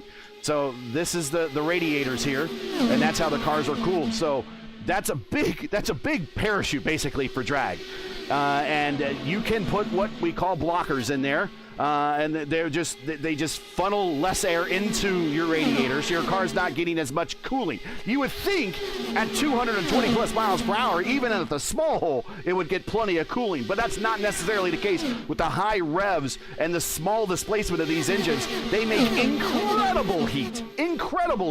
So now we're hearing that if you're in the draft too long, you're not getting that proper cooling, and so what's going to happen is that your oil temperature and your water temperature of your car, of your engine, is going to increase. That's going to rob your car of horsepower, and if you rob it too much of horsepower and you rob it too much where it gets too hot, then the engine actually will blow just like in real life. It will. If you've ever seen and if you've ever seen one of these cars with the engine cover off, and many of our fans who are watching may have not. If you've ever seen one of these cars with the engine cover off, Gary, the intake and the intake and the plenum and all that is wrapped in gold foil to try to dissipate the heat. Gold is one of the best conductors of heat and electricity you can find, and they actually wrap the motors in gold foil trying to dissipate the heat off of them. And so, if you've closed it up too much, it could be a problem. The good news though for Malechka and anybody else that's running that closed radiator inlet, it's continuing to cool off. The track now 97 degrees. So we started at 112, Gary? Somewhere in there, yeah. I think it was. Yeah, somewhere in there. So we are 15 degrees cooler on the track now, and it is going to continue to cool off. 620 in the sim as the sun continues to set. Ty Keela, Chad Simpson has now moved into second. Brian Campbell third, Kyle Clinworth fourth. Anna Klimek has dropped back to fifth as that Satellite Rogue Alliance group starts to flex their muscle as we get toward the end. And I think looking back through the field, everybody's kind of settling in and waiting for the laps to tick down here. 54 of them to go, 55 of them to go. I think there's no reason to really race for the lead right now, although we do see Ty and Chad getting some TV time, and might as well when you're up at the front. But there's no really point in trying to run away. You can't. And leading, all you're doing is burning more fuel. So just stay in line, work on fuel, work on hitting your number, and then set up for that final pit stop. And the chief thing on that final pit stop you don't want to do is pull a Scott Dixon and speed come into pit road, and then immediately your race is over this late in the run here of this 600-kilometer race here. For the P1 600. Going back to wrapping the engines in the gold foil, I believe that was picked up, they picked that up from NASA. NASA did that to their engines for rocket engines to help shield it as well as dissipate heat. And it's funny how the space program makes an appearance inside of IndyCar racing on more than one occasion. Yeah, they do, and there's been all kinds of fun stuff that people have picked up as speed tricks. Back down to the stuff that they make the skid plates out of on the bottom of the cars. In Formula One, they're made out of blocks of wood, but in IndyCar, they're allowed to use metal. And it was AJ Foyt that discovered that you didn't want to use aluminum and you didn't want to use silver because you didn't want to use silver, you didn't want to use steel or copper because it would get hot. So they actually, back in the 70s and 80s, I don't know if this is still true now, but AJ Foyt led the trend of making his skid plate out of the same material that the British pound coins are made out of. So AJ Foyt riding around in an Indy car on a stack of guineas, as it were, Gary. Well, he made the pound more valuable then, if that's the case. Chad Simpson, Ty Keela swapping the lead. We're getting ready here in about the next, primetime John Steller just hit the pit lane. He is not going to make it home from here. Everybody else that's out there, 26 laps or 26 laps or thereabouts for Keela, Campbell, Clinworth on 20 laps, Simpson 23. Everybody else may be in position here to make it home. Micah Mixer, 31 laps, and Matt Taylor on 30. Off a 2, and that is Wags to the inside, but I think he caught it. Matt Wagner tags the fence coming off of turn number 2. That car has started to go away. That was a hard hit. He saved it, maybe gave primetime John Stellard a heart attack, but Wagner able to keep everything moving in the right direction. He does not have a meatball, but he does have a bent suspension, and he will bring the track rocket to the pit lane. Matt Wagner's day goes up in smoke with about 49 laps to go, Gary. Let's watch this again. We'll slow it down here, right in the neighborhood. It's we see Stellard coming off of pit road, and I think that was a bit of a surprise to Stellard because he's trying to maintain the car as fast as possible, but just getting into dirty air. Oh, that was a big lick. He got into the dirty air, Milan Vogelsang, and Max smacks the wall. Yeah, that's going to be definitely a damaging shot. Yes, he did. We just passed 50 laps to go, 49. We are under 100 miles here at Michigan in the Grand Summer Sweepstakes. It is the P1 600, where 30 drivers are competing for 600 of my dollars. We've already handed out 50 of them, Gary. Who's going to get the remainder? Right now, Kyle Clinworth wants it. Ty Keela second, Anna Klimek third. Brian Campbell's dropped back to fourth, and Chad Simpson fifth. That is your top five. Lurking in the background, Brendan Lichtenberg and Robert Malechka. Don't count those two out. You know, it's interesting where they had the Artemis 2 mission. Was right around the time that they were, I think, testing to come to Indianapolis. They had the open test for Indianapolis. But there was some stories that I saw that of course, being Indianapolis and local stories trying to tie it to the space program, and it was a big deal in the space program. Did you know that back in 1966, 2 astronauts fielded an entry in the Indy 500, or tried to field an entry in the Indy 500? Did you know that? I did not. That's one thing that I did not know. So Indiana astronaut Gus Grissom and Gordon Cooper were owned a team, very quietly owned a team, because they didn't want it to be known, and they also didn't want really NASA to know, but NASA found out. And they owned a team, and they had a car that did not qualify for the 66 Indy 500. Unfortunately, that was driven by Leroy Yarborough. But they did qualify for 2 races later that season, and their best finishes they were 2 top 10 finishes driven by Art Pollard, ironically, at the 2 Milwaukee races. And then after that, NASA says, hey, you guys are kind of, you probably shouldn't be doing this. And unfortunately, it was the next year that Grissom died in that pad fire for Apollo 1. And that kind of ended that whole thing right there. But, Gus Grissom owned a team, a Champ Car team, a USAC Champ Car team that fielded Art Pollard. Caution on the racetrack. Art Pollard and Leroy Yarborough. And I'm not sure where we have the caution. Oh, Kenny Smith, the Jet, nosed into the inside wall off of 2. Yes, he is. And we saw this at the beginning of the race. We saw Matt Wagner do it. We've seen it now from the Jet. Kenny Smith, car pushes up to the wall, lost the right front, smacks the outside wall, and it just unfortunately for Kenny Smith, unlike Matt Wagner, it shot him straight across the track. Wag's able to save it. The Jet Kenny Smith not. We were under green flag pit stops when that occurred. Primetime John Stellard, Craig Forsyth trapped 1 lap down. Yeah, that's going to kind of almost damage their day. We'll see what happens, but we see Kenny getting into the dirty air of Antonio. El Patron in front of him and just up into the wall, and very similar to what we saw earlier in the race, off of 2 and into the inside retaining wall, and that's going to be day done for the Jets. It is. Now, Ty Keela and Brian Campbell are the biggest beneficiaries of this. They were about ready to stop. You can get home from here, Gary, but this is one of those situations where everybody is going to be fighting to not lead this race. You'll make it if you're in the draft. You will make it. If you are not if you are out leading this race, you will not. This is going to be a huge fuel save, and somebody's like, no, you lead. No, you lead. But this might be an opportunity for somebody further on back that's not had the best day to storm their way to the front, pick up a ton of track position, and maybe pick up a lucky caution.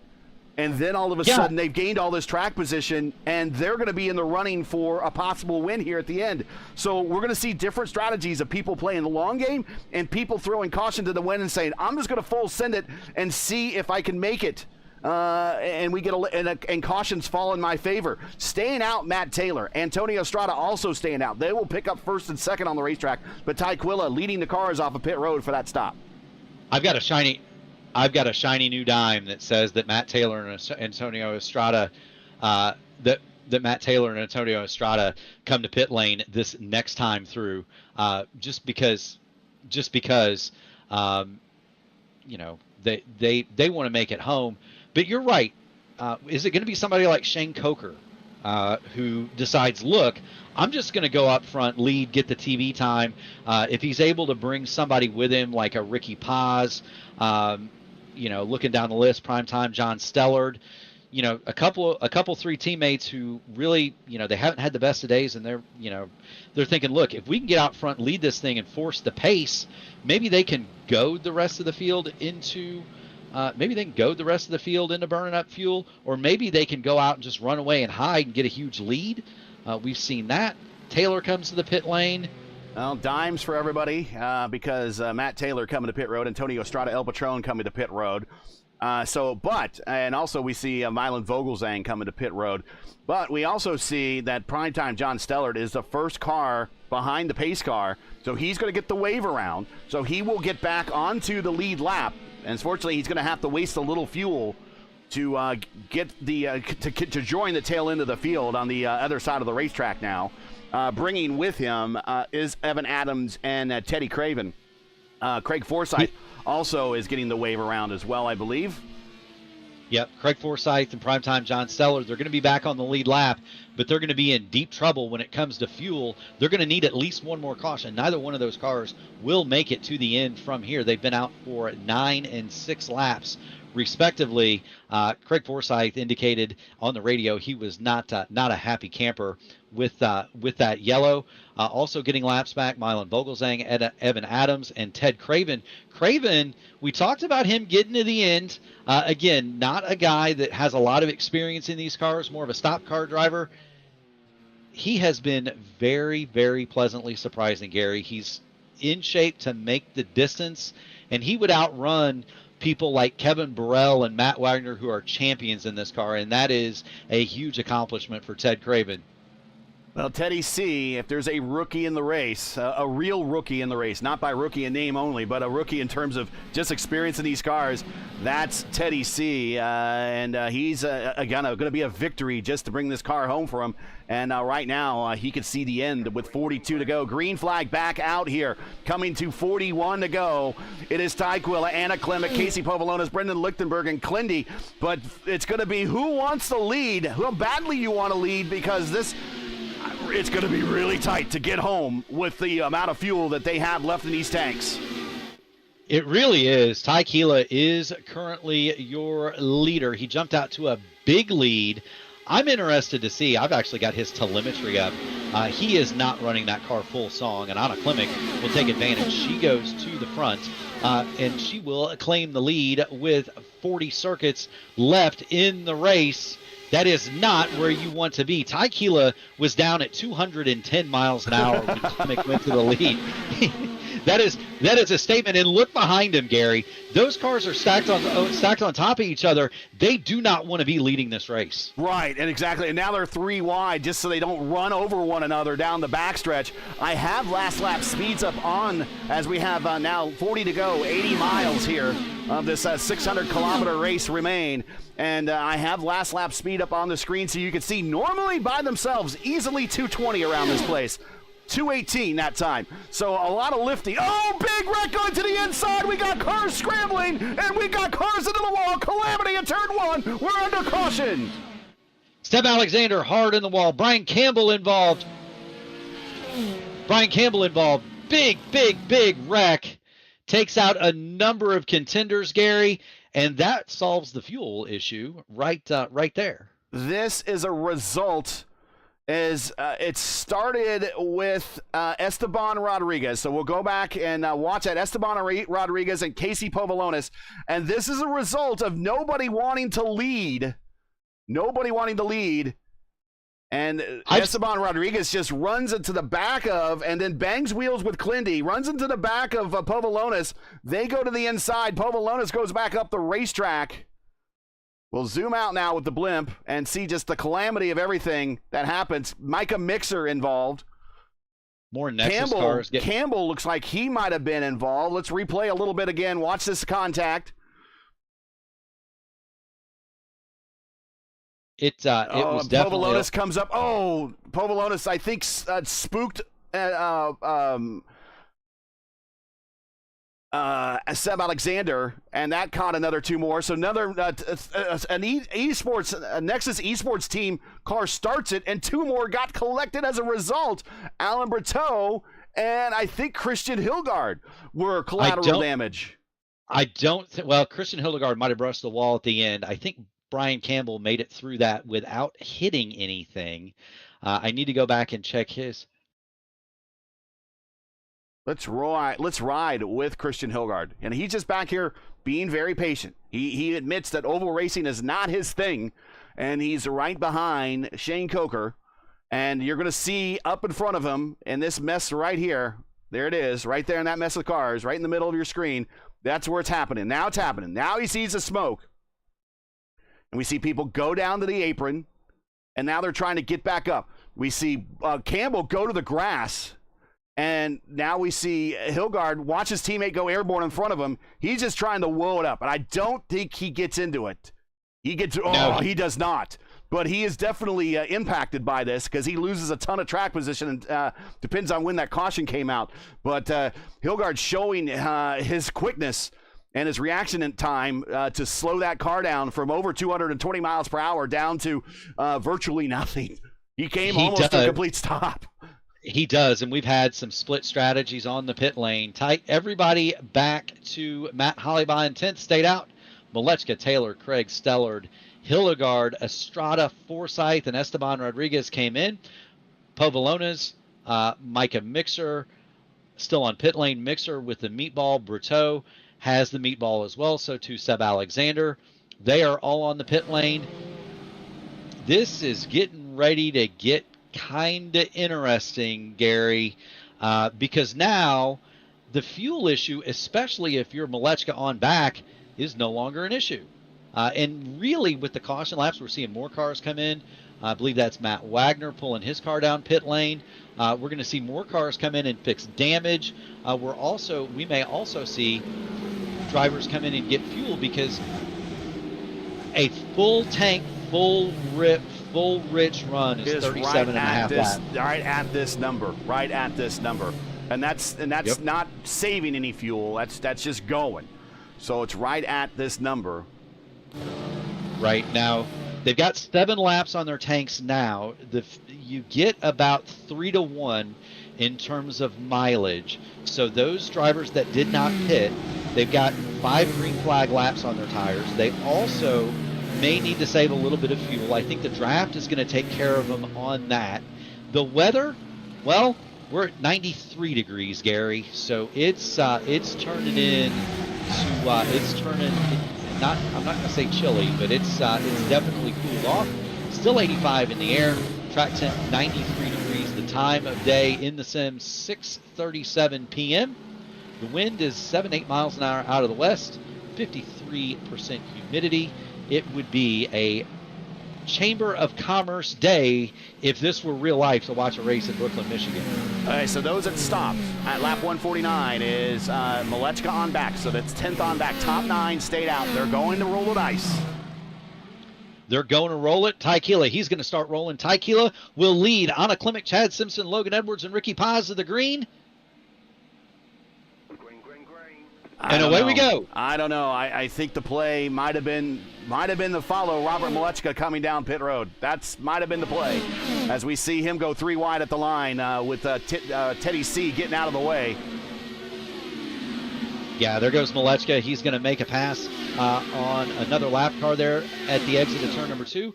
And Malechka going to lead Taylor and Rashad Craig back toward the front, but he's got a gap of 1.3 seconds to get there. These guys are going to have to get going, and they're going to lose the draft. Yeah, I think that was a result of the slower car in front of them, just not the greatest restart. But, again, open setup, it's a different story. Open setup, you can run people down a lot easier, and fixed setup when everyone's got the same downforce settings. It's possible that Robert has a lot less downforce. In fact, we might even have, like we talked about, his intakes on the side of his car might be more closed up than everyone. That might make him why he's so slippery in the air. So we might see him. He's already worked he's now caught up to Volkswagen. Developing story, Kyle Clinworth has just called a pit in. Apparently the contact from that accident has bent something on Clindy's machine. He just called pit in, although he did not stop.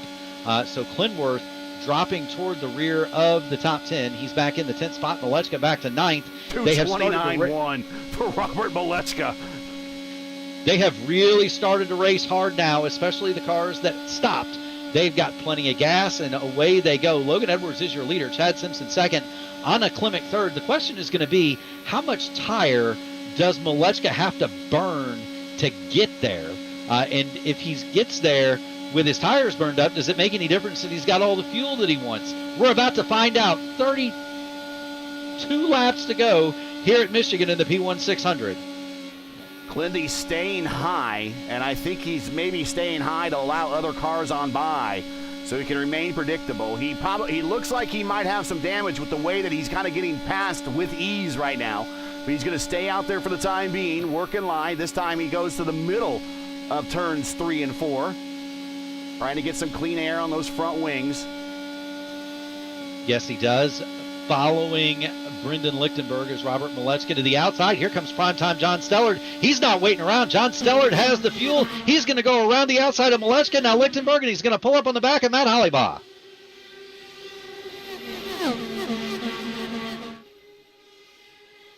I wonder if some of these drivers are anticipating another accident, Gary, and they're trying to just stay out of it. It's when you anticipate the accident is when it doesn't occur. And again, we've talked about this before. The racecraft of all of these drivers over the last, since we started covering a lot of these races, these top split races, everyone's been putting on their best face. It's like there's our Sunday best when they bring their racecraft and a lot of these broadcasted races. They don't want to be known as the guy that makes a dumb mistake, and it's forever caught for the internet to see over and over and over again. And I made some dumb mistakes, so I know what that's like. So I always wanted to put my best face on for any broadcasted race. So we've seen these drivers. We had a caution-free 500-mile race in the Elite Racing League. We had a caution-free 500 in the Elite Racing League. We had a caution-free Open Indy 500 this May. We had Stellard with his teammate on the high side, Ricky Pez, and he don't touch wheels. Very good.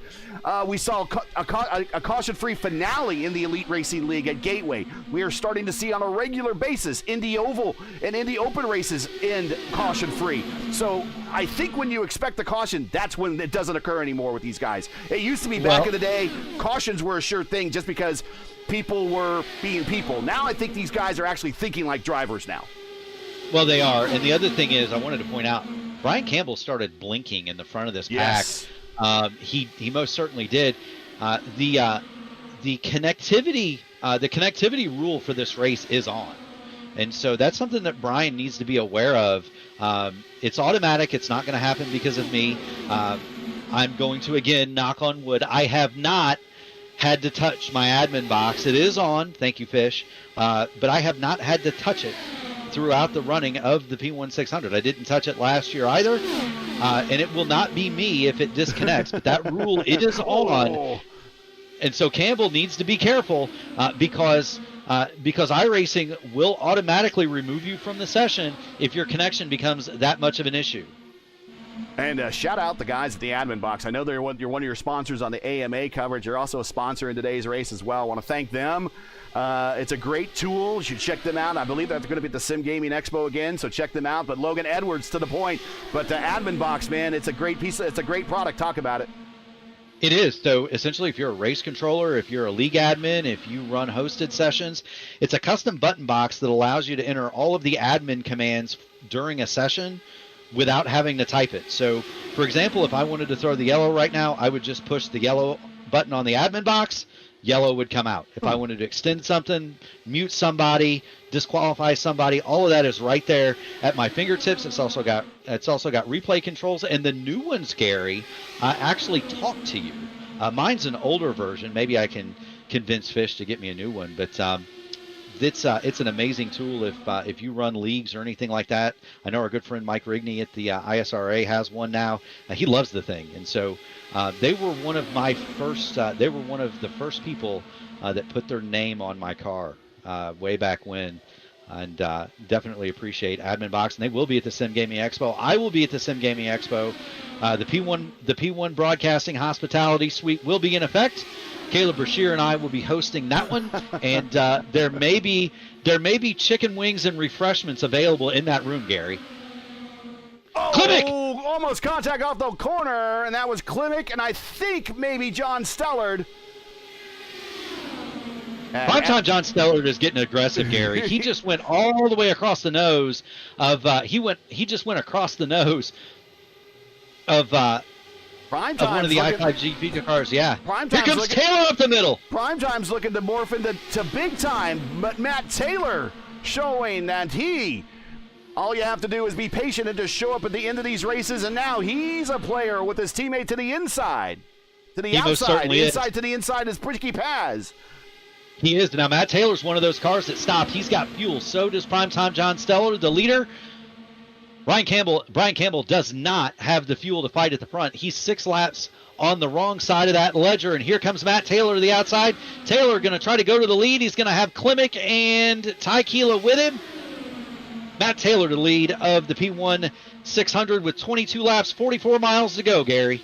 Taylor, kind of the whisperer of Indy cars when they go to Richmond. Also top split wins and at other racetracks as well. He also won 2 of the last 3 in the Votive Indy Oval Series in their last season. He's a winner at the Lionheart level. A ton of experience in these cars, and he is now running the point. Anna Klimek right behind him. Ty Quilla in the black and silver right behind them. And up to the top, Primetime John Stellard looking big time now as he looks to send the black and red, the black and white, the cream and crimson, so to speak, to the point here in Michigan. Brian Campbell's going to sneak to the middle. He's going to get by Klimek on the middle. Ty Keela is established second. He's going to pull Brian Campbell into that 3rd spot. You've got Stellard fighting on the outside, and also around the outside, here comes Logan Edwards. Logan Edwards is on the long strategy. He did not pit under the yellow. Up through the middle is Chad Simpson. He's to the outside of Campbell. Chad Simpson went from 8th to 3rd in the length of the front straightaway. He's making a bid to the outside. He's going to try to go to the lead here, Gary. Taylor, there you see the stint lengths. Taylor, Stellard, Craig, Pavlonis, Robert Malechka. They're all at 17 laps into this stint. Coker and Rodriguez came in and topped off a little bit later. They're 16 laps into this stint. But everyone else, much longer stints. 23 now, coming to 24 laps for a lot of these drivers right now. Can they make it to the end? Those with the shorter stint length should be good to go to the end. 19 to go here at Michigan. This is right in the time of a long race, Gary, where I start to let the rough side drag. My personal rule is 40 miles to go. We just passed that, and we saw Rashad Craig shoot out of the pack like a cannon. Rashad Craig to the top. He's on the top of Brian Campbell. He's looking for the 6th spot. Ricky Paz has come to the front. Chad Simpson to the front. John Stellard to the front, but still lurking Malechka and Lichtenberg. They're 12th and 14th. Do not count them out. Matt Taylor has the lead, and he has got a hungry pack that's 3 and 4 wide behind him. Here comes Malechka through the middle, past Logan Edwards to the bottom of Matt Hallibaugh. There's too much action all over the track, Gary. It's hard to call it almost. And also, one of the cars that was almost involved in that last caution, Christian Hilgard, now up to 11th. He's involved in the battle. I have to laugh. Matt Hallibaugh just keyed the mic as Robert Malechka dropped to the inside, went by him and said, "Hi, Rob. Bye, Rob." I think everybody here kind of knows what's coming. Malechka now to the gearbox of Brian Campbell, but the track is blocked. It was a little bit easier earlier in the race when everybody was just running around in the draft at the high side. He had the run of the bottom. Now the end of the race is up. The pay window started to open. The pay window's open. Yep, here we go. They're all smelling money and the jackpot's full, Gary. When the pay window opens, it's going to be a little bit more difficult. Here he comes. He's up to the 3rd spot now, but the track is completely blocked. He's got Chad Simpson to his outside. Taylor is not going to get off the middle. Ty Keela is not going to leave the right side pod of Matt Taylor. And now Malechka 3 wide with Simpson and Stellar as they head down the back. We're getting ready to see an old IndyCar style battle of teams like back in the 70s and 80s between Team Penske and Patrick Racing are more common now as we just see Simpson and Malechka almost give a little kiss to each other on the wheels. But a Chip Ganassi versus Penske rivalry. But now we're getting to see Team I5G and into the wall. Brian Campbell, soup in the wall and hemorrhaging speed right now as he's slowing down the backstretch. He keeps everything moving in the right direction. No yellow, but it does split up the pack a little bit. The front three get away. Malechka gets away. He's got a huge head of steam as he goes to the outside in turn 4. It's going to take a lap or two for this pack to coalesce back together. As you see him fight, I've got one eye on the session. I've got one eye on Brendan. I'm watching his screen actively, and yes, it looks every inch as wild in the car as it does on your screen. As Malechka slices to the inside of the front three, and he'll go to the lead, Gary. Here is your modern-day Chip Ganassi Team Penske battle between I5G and Team Hype. And Team Hype to the point. Now, Robert's shown that he can cut through traffic, no problem. We've shown that he's fast, no problem. Now, can he hold the lead and hold off this pack of hungry dogs at a racetrack that is known for close finishes on the final lap? Remember, the apron is open. Come into the checkered flag on the final lap. What do we see 13 laps from now as Taylor goes to the point? But Malechka riding his side. Tyquilla up in that third lane, bringing in the fourth lane. John Steller, Chad Simpson down low. Anna Klimek in the middle. Your top 6 all together. You know, it's one of those things at the beginning of this race, you'd get a run like Anna Klimek just had, and you'd say, that's a low percentage move. I'm going to back out of that. With 24 miles to go, there's no more backing out. There's no more lifting. If there's a gap and you have a run, you are going to put your car there, and you're going to figure out how to make it work. Malechka and Taylor side by side for the lead. Tyquilla third. Klimek fourth. Primetime John Steller is fifth. And here comes the Hyperstar. Brendan Lichtenberg into sixth. He's going to slice to the bottom of Steller in turn 3. The low side coming in, but the high side still in business right now with all that momentum. To the low side, Ricky Paz. With Lichtenberg in the middle. Here comes Chad Simpson. Lichtenberg fades to the outside, blocking Simpson's a pass on the high side. Simpson still stays high, looking to get a run, but he's going to have the dirty air from Stellar flash on him. Now he cuts down, gets behind Lichtenberg into the draft, head down the backstretch. It is Taylor to the inside, Malechka to the middle. Here comes Tyquilla to the far outside. Right behind him, looking for a place to go, Stellar and Klimek. Tyquilla is going to slice back low. He's going to pick up the draft from Robert Malechka. Those are 3 fast hot rods at the front of this thing. I'm looking at Brendan, and you would be surprised, Gary. They are lifting and dropping these cars at going from 233 miles an hour. Lichtenberg to the high side. He rounds up Sellard. They are dropping these cars from 234 miles an hour terminal velocity down to 4th gear and about 205 if they're trying to run the bottom. They are lifting. They are driving these cars. Brendan's got the gloves on. I know the palms are sweating. We've got 20 miles to go to decide it. Matt Taylor, Malechka, Tyquilla, Brendan Lichtenberg, and primetime John Steller, your top 5. 20 miles to go. Oh, Lichtenberg slides up. He kisses the wall on the entry in the 1. He saw the line. He had the run. He was going to take it whether Tyquilla was going to give him the room or not. And he goes up there, smacks the wall, but he seems no worse for wear. 3 wide for the lead down the backstretch. Lichtenberg, we're watching from his point of view as they head into 3 and 4. He never took his foot off the gas, Gary. He rubbed the wall, never took his foot off the hammer. They're 3 wide for the lead, coming to get 8 laps to go. It's still Taylor, Malechka, Tyquilla, and here comes Lichtenberg on the high side in 4th. 4 wide at the line. These turns widen out in the 5 lanes. Who wants to be that 5th car? If 3's a company and 4's a crowd, then 5? That might be an accident right now. Robert Malechka slides up. He gives the draft to Keela, which gives the draft to Lichtenberg. And here comes Chad Simpson underneath of Lichtenberg. He's looking for 4th. Everybody trying to get up to that front line. Right now, Matt Taylor you're going to have to pry him off of that bottom lane with a stick of dynamite, Gary. He is not going to go above the seam, first seam in between himself and that white line. It's just not going to happen. You're going to have to knock him out of there. That's not always the best place to be, though, here at Michigan. The speed is really in lane 2 where Robert Malechka is. Malechka just isn't able to mount that much of a charge. And here comes Tyquilla in black and silver on the high side. But Taylor, he's hugging that yellow line so much. I mean, he owes it dinner after this one. That's a lot of contact. I hope his wife is okay with that.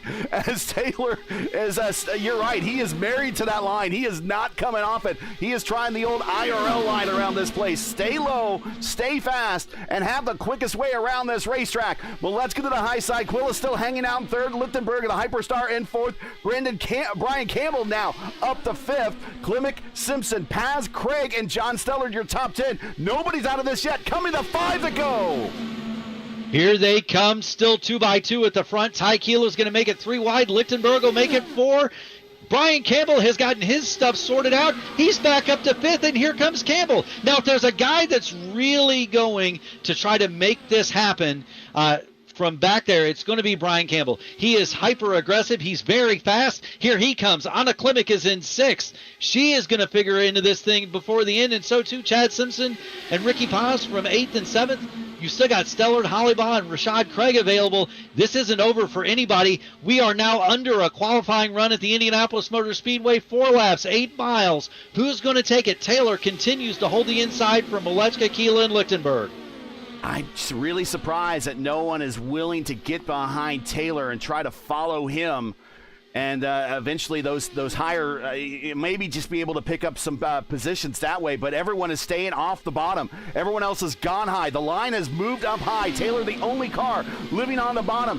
Malechka in the middle. He fades to the top a little bit, coming to 3 to go. Now he gets in line behind Taylor as he tries to get a little bit of run in the start-finish line to try to activate that hybrid unit that we have ability to use here on the super speedways. Now 2 wide off the corner down the backstretch as it's now Taylor, Malechka, Quilla, and Lichtenberg, and right behind them is Anna Klimek. Yeah, and now you've got Ricky Paz, Brian Campbell, and Chad Simpson in that crew. They're all lurking in the background. Who's going to have the fruitful press of the hybrid as we come to get 2 laps to go, Gary? It's Matt Taylor, Robert Malechka, Ty Keela, Brendan Lichtenberg, and Anna Klimek. 3 wide once more. Ty Quilla going up there. I just don't think the high side's going to come into play here at the finish, but he keeps giving it a shot. 2 wide coming off the corner. Still Taylor down low coming up, and now Malechka clears him to the point. Robert Malechka goes past Matt Taylor, but Taylor not done. Is he going to be clear going into turn 3? He is not. Matt Taylor fights back on the inside. Brian Campbell has made his move to the inside. It's Keela. The white flag is out. 2 miles to go. $150 to the winner. Here we go, Gary. 3 wide in the 1. Lichtenberg right there. He will take it 4 wide if he can. Right in the middle is Soup. He is looking for an opening on the shelf so he can slide the can in. Here comes Taylor. Taylor on the bottom, looking to try to get the big win here. And then right now the bottom's opened up. Here comes on the bottom Brian Campbell coming top of 3 and 4 to the checkered flag. Taylor, Malechka, Quilla, Campbell. The apron is open. Who's going to win it? It's going to bang wheels out the line, and Malechka's going to nail him at the line. He's going to nip him by 12 thousandths of a second.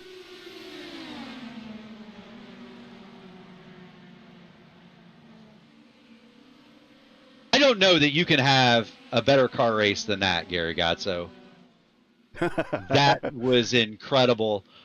It was a bigger margin of victory than last year's race, though. Last year, of course, the tremendous race between Jacob Oster and Hamilton Akabuezi that came down to the wire. Robert Malechka's margin of victory, Gary, 12 thousandths of a second. Ty Keela, a mere 93 thousandths of a second, back to third. Brian Campbell 4th, and Brendan Lichtenberg comes home in 5th. Let's rewatch the finish here in slow motion. As we'll get the blimp view here, and then we'll transfer to what we saw at the start-finish line. But I think maybe Malechka had a little bit left in the hybrid to get the run there at the end. And we will watch. There it is. We missed it. We'll go back again. This is why I hate production. Here we go. Right, coming to the checkered flag. Zip. And not the best image there, but let's try this there. That's probably about as good as we're going to get. Try to see if there's another one, maybe with the pits view. Yeah, that's about as close as we're going to get. So 12 thousandths of a second. Yeah, I got some stats on that. 12 thousandths of a second would have finished third. He would have finished third in last year's race based upon that margin of victory. But that is your margin right there on the high side. In fact, I'm really surprised nobody went to the apron on that one. And that's how we're going to finish this race here at the P1 600 for the second running of the Summer Speed Spectacular. We will show you here the final results. And here we go. Gary, you can go ahead and do the final results. I'm getting them in right now. I'm getting them here right now. And there you see Robert Malechka. And we only showed to tenths and hundreds. So it's 0.1 there. We're going to get it expanded to 3 because IndyCar has way too many close finishes to stay at 2 decimal spots. Ty Quilla, close again. I mean, wow. He comes home, what, 4th in the PRI Hoosier 500, gets the Rookie of the Year, and now comes home 3rd here. Brian Campbell 4th, Brendan Lichtenberg in 5th, Anna Klimek in 6th, Chad Simpson 7th, Ricky Paz in 8th, Matt Hollenball in 9th, Primetime John Stellard in 10th. Ty Quilla is getting the bonus for the halfway award, I believe, is what we gave him. Was it him or Campbell? I think it was Quilla got the halfway award. Your biggest gainer, well, outside, if it's the biggest gainer period, Robert Malechka up 29 spots, but I don't think he qualified. Matt Taylor improved 27 spots. You just need to verify if he did turn a qualification lap or not. Brian Campbell up 23 and Brendan Lichtenberg up 20. Those are your biggest gainers, and they're all in the top 5. Moving on. They are. Go ahead. You want to follow up on those? They are. So Matt Taylor is the hard charger. He did set a qualifying time, and so he will be recognized for that. Chad Simpson is the pole sitter, and Ty Quilla was the halfway award winner. So those are your contingencies. Casey Povolonis, Rashad Craig, Shane Coker, Christian Hilgard, Craig Forsyth, Esteban Rodriguez, El Patron, Antonio Estrada, Clindy, Edwards, and Vogelzang, your top 20. Yes. And then we got Evans. You got Evan Adams. Then we got Craven, Wagner, Mixer, Berteau, Alexander, Smith, Luginger, Burrell, and Heil. And that is our 30 car field. That is our 30 car field. Let's get into the interview here momentarily. I'm going to call the hard charger award for Matt Taylor provisional. He did need to complete a lap within 107%. So I do need to go back and verify that one, Gary. But that'll have to be math involved. And seeing as how I went to Ball State, math is not my strong suit. So I will call that one provisional. How's that? Okay, fair enough. All right. Who do we want to? Let's talk. Stand by. I was just queuing up some replays here.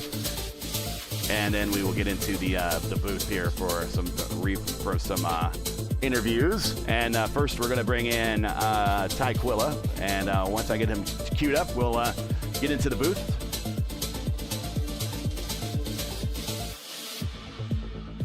We will. Let's actually talk to Chad Simpson first. He was the pole sitter. So since he was first, let's talk to him first. How's that? All right, bring him in.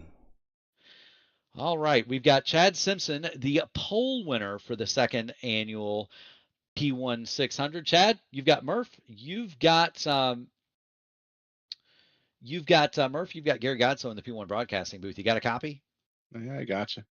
So what's talk to us about your mastery of qualifying. You were the fastest non-power slide car at Indianapolis for the official Indianapolis 500 open race. You were the fastest here. Talk to us about building a fast car for one lap.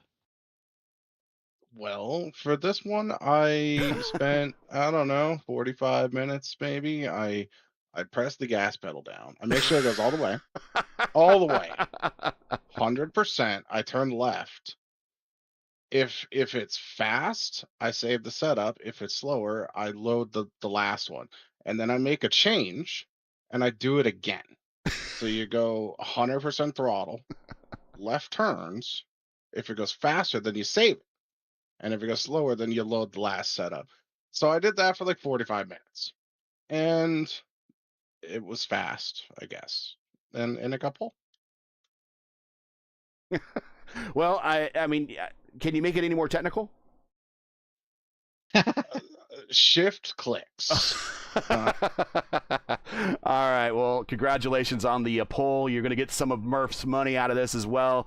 Real quick before we let you go, get to the podium interviews. Any shout outs, friends, family, sponsors anyone want to say hi to before we let you go? Yeah, thanks. Vero Motion, new car today. Sarah Secure, Sim Motion, FBR Sim Rig Accessories Creation Studio, Ellis Engineering, FTT, FR, FI, Satellite Racing, Satellite Rogue Alliance, FBR Motorsports. You guys putting it on again next year. I had an idea for the gimmick next year. We throw a competition caution lap 185 and have unlimited green line checkers. No, can't do. No, That is too please no. NASCAR. That is too NASCAR. That's too NASCAR. We can't do that. Please. I mean, just ballparking things. You know? All right, Chad. Congratulations, man. Good to see you again in the booth. We'll catch you at the next one. All right, see you. That's Chad. We'll bring in Tyquilla here into the booth, and you're going to hear his sound when he hits the booth here.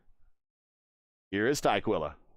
Hey, Ty, congratulations. Making it a big deal, or making it a regular common occurrence here in these big community races. Top 5 at the PRI Hoosier 500, Rookie of the Year there. And now the podium here in the PRI, or in the P1 P1 Hoosier 600, the P1 Broadcasting 600 here at Michigan. We should probably, I know that I kind of got this nickname, and I've given it to Nick Sudik, call him Big Race Nick, but gosh, Big Race Ty. When it's a big race, you always seem to be there at the end. Yeah, I don't know. My brain seems to lock in the more pressure that's on the line for whatever reason. So glad it worked out today. But you know, now I got to figure out how to win these things. That's the next step, I guess.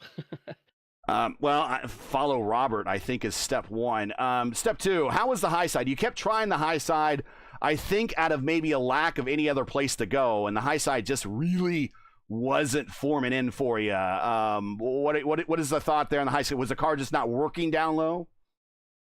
Yeah, just I don't want to burn my tires off, and plus by being on the low side, I'm worried about getting boxed down there and having Brennan go by. I knew their car was maybe a hair stronger than ours. So as soon as Matt Taylor got out front, I was kind of like, oh, this is going to be bad. And then you see Rob up there, and obviously that's never a good sign. So, but yeah, I just tried to figure out and see if that high line would help open up the a little bit of draft coming through like the back straight, see if I could get a run on the back, maybe catch a lucky caution to get the positioning or the win. It just didn't work out. So try to get whatever I could in. But you're racing against some of the best, Matt Taylor and Robert Malechka. So hats off to them. They had a fantastic race, especially Rob, just dropping back and coming back to the front whenever he wants on command. So it's always impressive. Murph, you got any questions for Ty? What was it like in the last stage, in the last bit of that race? The track cooling off, the shadows forming on the front straight. The temperature variation was 17 degrees this year. What was it like at the end, having all the grip in the world after you'd been sliding around for 2 hours? Tell you what, it felt nice, but I couldn't use it all because I had to save fuel. I had hardly any gas, so it was nice to have the grip because I was able just to hold on and save fuel a lot easier. I was able to stay at map 3, map 4, and just kind of chill behind Rob. And then, the last couple laps there dropped to map 1 once I realized I was good to go. So, but it was awesome. It was cool conditions to kind of change. The beginning was a little bit more treacherous, but overall, a really good track state, I would say. Shout outs, Well, friends, Ty, family, sponsors. Anyone want to say hi to before we let you go, Ty? Oh yeah, shout out to you guys. Thanks for putting us on, putting the money out there for us all who are competing. We appreciate you guys, and we appreciate the appreciation pack. So, thank you guys for putting everything on and always broadcasting. I think the community showed up, mostly because we appreciate you guys. And yeah, shout out to the field. Shout out to everyone in the community. It's always a blast running with everybody, racing with people who you can trust and race hard. So shout out to everybody here. It was a fantastic race from my view. Another big race for Tyquilla. Started second, finished third, and he also is going to take some of Murph's money, extra Murph's money home as he was leader at the halfway. Congratulations, and we'll catch you at the next one, Ty. Awesome. Thanks, guys. Take it easy. And Murph, I know you're wanting to talk, so get in here. Bring in Matt Taylor and go ahead and talk to us with Matt Taylor. Actually, well, we'll do Brendan next. So I want to update the hard charger award just before we talk to Matt. The entry blank says that in order to be eligible for the hard charger, you must lay down a qualifying lap within 107% of the pole sitter. That's designed to force everybody to qualify. The laps for the lap for pole sitter Chad Simpson was 31,874. That means that 107% is 34,105.18. Brian Campbell, or excuse me, Mylan Vogelzang, Brian Campbell, Craig Forsyth, Matt Taylor did not meet that threshold, and Robert Malechka did not set a qualifying lap. That means that the hard charger is Brendan Lichtenberg, so he gets that distinction, that award. It is not Matt Taylor. So sorry to hear that, Matt. But you do finish second today, Matt, and I guess the hard charger goes to your teammate. So almost all I5G today. But talk about that last stint. You were definitely not coming off the bottom, and you stayed down there. And was that eventually kind of what was your downfall? Did you just run out of tire? No hybrid on the last lap? Talk about just everything on that last lap leading to kind of Robert sneaking by at the start-finish line there. Yeah, I think there was just enough tire fall off. I went a little earlier than he did, so I didn't quite have the tire on the front, I think, and it was just enough. I think we were a little different in gearing. I was a little heavy on fuel, so just probably a combination of a bunch of little things getting there. But it was awesome to get the car up front. Spent some time over the last month, sort of reworking how we're building our setups, and this is the first one. This is the first basically brand new set we've worked on, and it was a rocket. It was a rocket. Definitely looked like it. Yeah. I've had to fight against you driving one of your rockets before. We kind of mentioned the battle that you and I had in the inaugural RaceSpot US 500. One of my more fond memories in the sim. That was such a great race with you. Talk about if you could, coming from all the way in the back. You don't get the hard charger, but you and Brendan passed over 50 cars combined. What was it like being in the back of this deal? I actually expected more of a pack race than we saw for most of the race with the conditions the way they were. So I think both of us were a little surprised that it spread out the way it did. I decided to stay out and got off schedule, so that one of those last cautions kind of kept me from having to fuel save to being able to actually push and fight for it. But really, when you're kind of coming into a race like this, in my mind, you kind of have two options. You kind of push to get up towards the front and stay in front of the wreck, or you kind of hang back. And so we just kind of decided to hang out in back and sort of feel the race out, see where everybody was on setup, and work our way forward there. And was luckily just in the right spot because the field split in half, so that definitely made it easier. And then at the end, I think just having a setup that could get really big runs down the straightaways and make passes made our lives a little bit easier. Matt, before we let you go to get to the shout outs, I mean, we since you've been joined I5G here, I mean, we saw you win 2 of the last 3 in votive. You had a podium here today. It looks like the performance is way up. Are you feeling energized with the new squad and everything, being that, you know, the history and the prestige of I5G? Is that really helping things, and it just really helps you, generate a positive experience inside the race car now? Yeah, 100%. When I was with MadWorks, it was really just Andrew Marquez and myself, and so now we've moved to a team where we've got now, I don't know, 8 people that are able to work on setups that are highly skilled drivers, great people too. So yeah, it's awesome. Well, I'll tell you what, it was awesome to watch. That's for certain, sure. Thank you so much for being a part of this, you and your team both. Matt, you came close.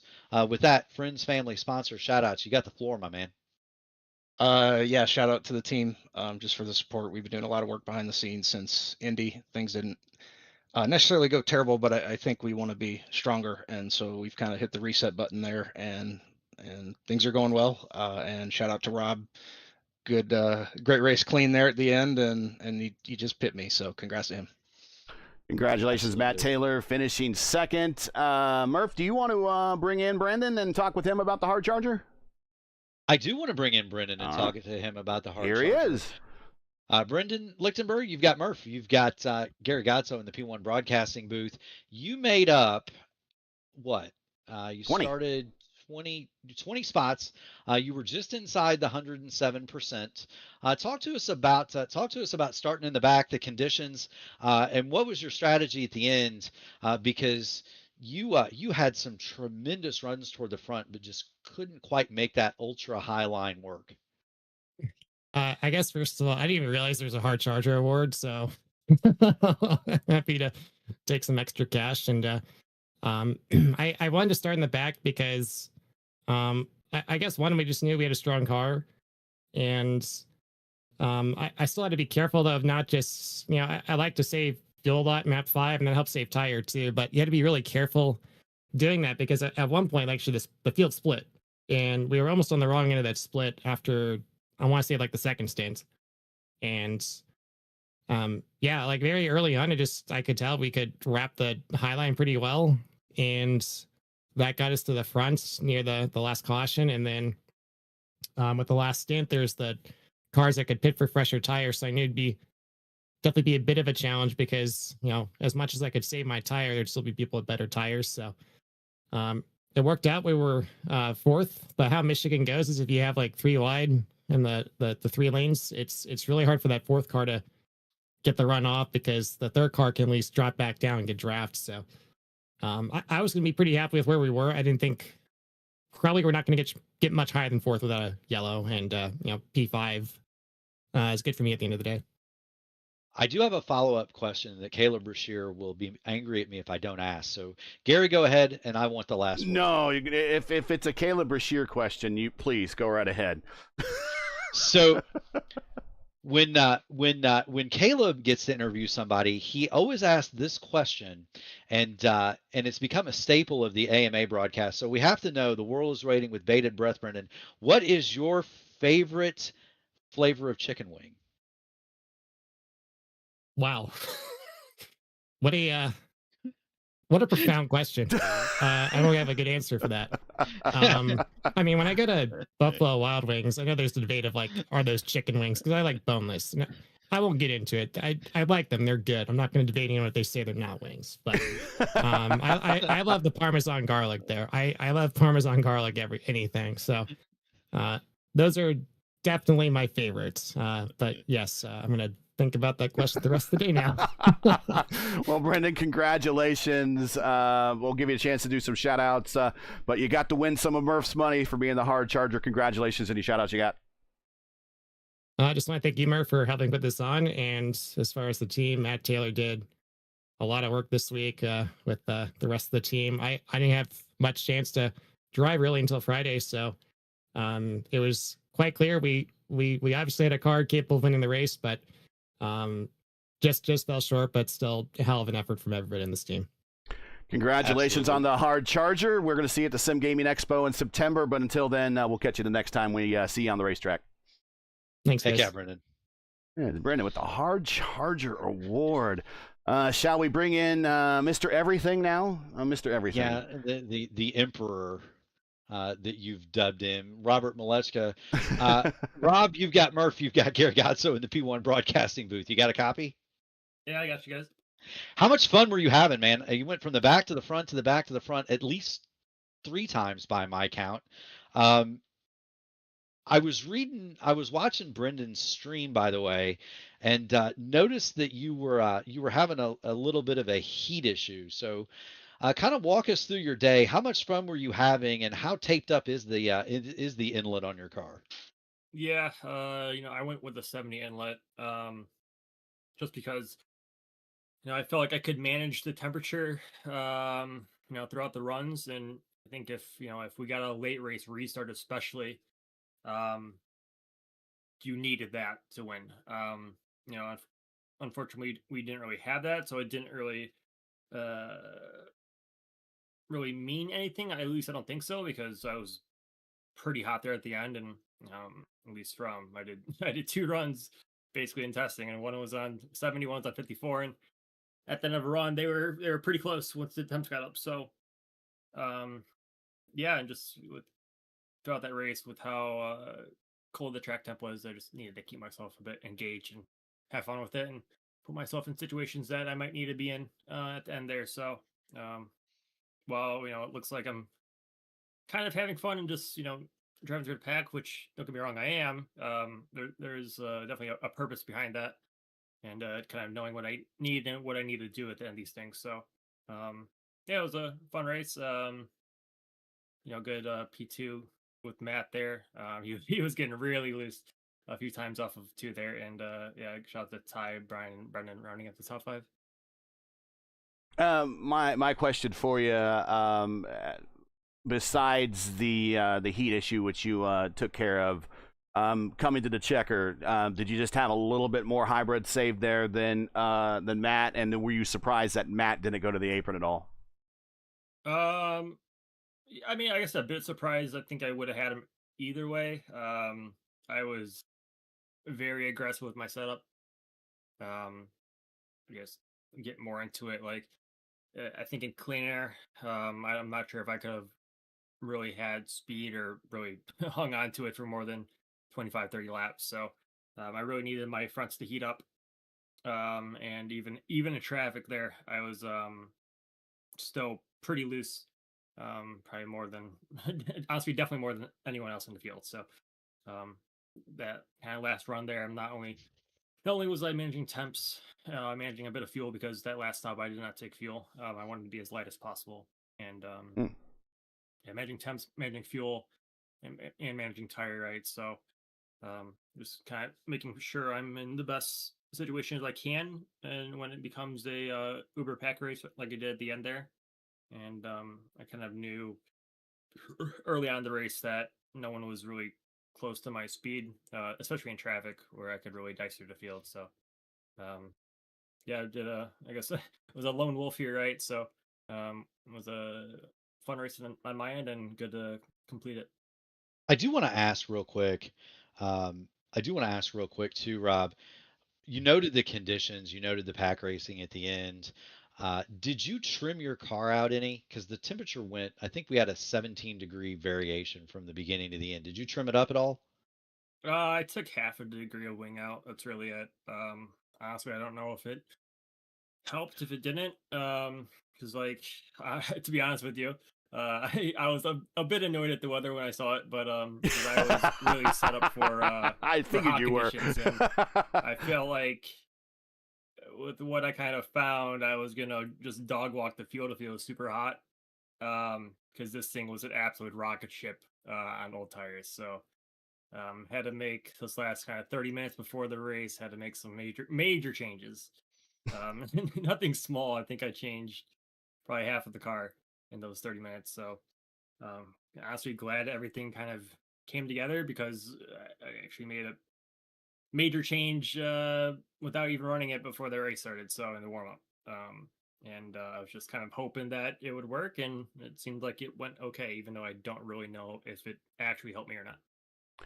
Before we let you get the shout outs and everything here, I guess my last question is what on earth is left for you to do, kind of community wise, in this car? You've swept now Indianapolis twice on 2 different occasions, on the official side of things. You won the PRI Hoosier 500. Now you've won this. Not to say this is a big crown jewel race, but you know it is a big community event. You got the 6 championships in fixed and open. You've won the Elite Racing League. You've won Lionheart. You've won. I think we talked about this once before. You know, I don't think the Pro Series is as high on your priority list as maybe some people think. But what is there left that you want to do in this car? Have you mastered everything there is to master in this car? Maybe are you just looking forward to the next car that comes out and then learning to master that? Or you know, what is there left? What gets you excited now when you race these things? Yeah, I mean, hopefully we get the new car in the next year and a half or so. Fingers crossed. Yeah. That'd be really fun because it's an even playing field for everyone, right? So, while we did get some major updates over the last year or so, you know, some things still kind of work, some things don't. But we've had so much time on it already that it seems like, I mean, you can make small gains, obviously, but it seems like we're a bit capped. But as far as myself, I mean, yeah, I've kind of won everything I need to. Obviously, winning more is always fun, right? But I guess one thing that I strive not only last 2 years, but in the future is just join the community, right, and kind of making it as competitive as possible with, which is, in my opinion, just especially on the fixed side, being an open book. I feel like I have quite a bit of knowledge on how to make these things fast and drive how they want to drive in the fixed setup world when it comes to like the ARBs and weight jacket and things like that, and just being open and honest with anyone that asks questions, and making sure to get them as much of my knowledge as I can to see them make gains and improve. And yeah, that's honestly that's all I want. Like to see new people show up and be competitive, and that's what you need for a community to survive, right? So the more people we have competitive at the top, the more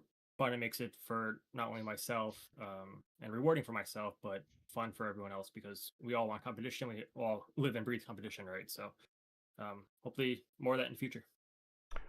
Shout outs, friends, family, sponsors, anyone you want to say hi to before we let you my go. teammates, because no one else did this. Yeah, they weren't even here. You were solo. I built this thing on myself, but yeah, I mean, Adam the blocker helped quite a bit, just with answering a few of my questions. And yeah, I mean, it was really, it's just shout out to the field, right? To get everyone together on a weekend, when a lot of other things are going on, right? And to have a quality field, and really just clean and green, and hopefully we put on a good show for everyone else. Robert, thank you very much. You don't have to come to these things anymore, but we really appreciate your time and expertise. And I know wrestling is fake, but Ric Flair, the all-time world champion, used to say, to be the man, you got to beat the man. And I think everyone, in order to be the man now, they need to beat you. You are the man. Once again, showing us, everyone, why you are the man with a win here today. Congratulations. Murph will give you some money here soon, but thanks for being here. Thanks for being a part of the show, and we'll catch you at the next one. Yeah, it's important for myself to show up and give it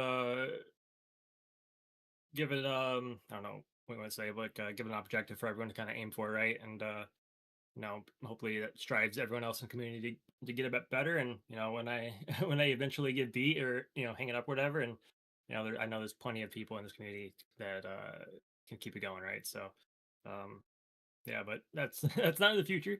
But hopefully everyone keeps working and keeps making gains, and I'm looking forward to it. Well, that is Emperor Robert Malechka, the leader of the Four Horsemen of the iRacing IndyCar community. Congratulations on the win, and we'll catch you at the next race. Yet another accolade for Emperor Robert. Thanks a lot. We'll see you at the next one. Thanks for being here. Adios, guys. Take care. Murph, I noticed one thing he said. He's here to help people on the fixed side of things, but if you ask him for an open setup, I don't guarantee you're getting a good one.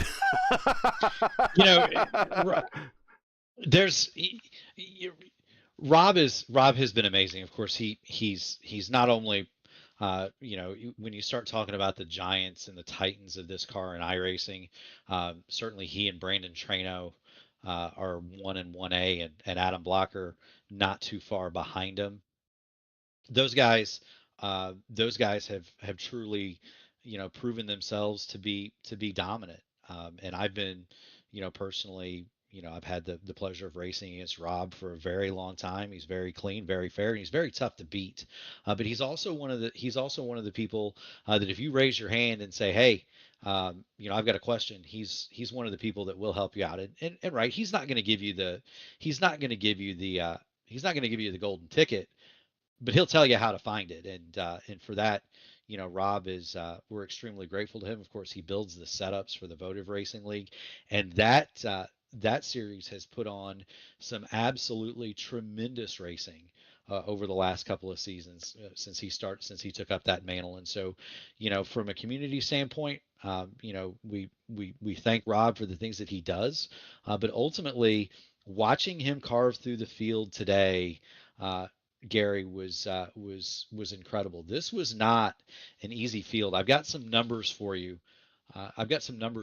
There were Sure. 30 cars that signed in today. We had 4 cautions for 12 laps, 36 lead changes.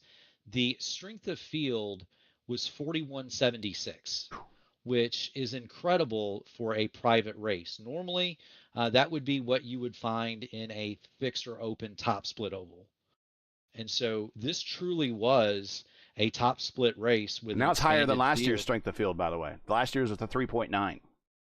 Yeah, and so this was essentially a top split race with 30 cars instead of 20. And the competition was fierce.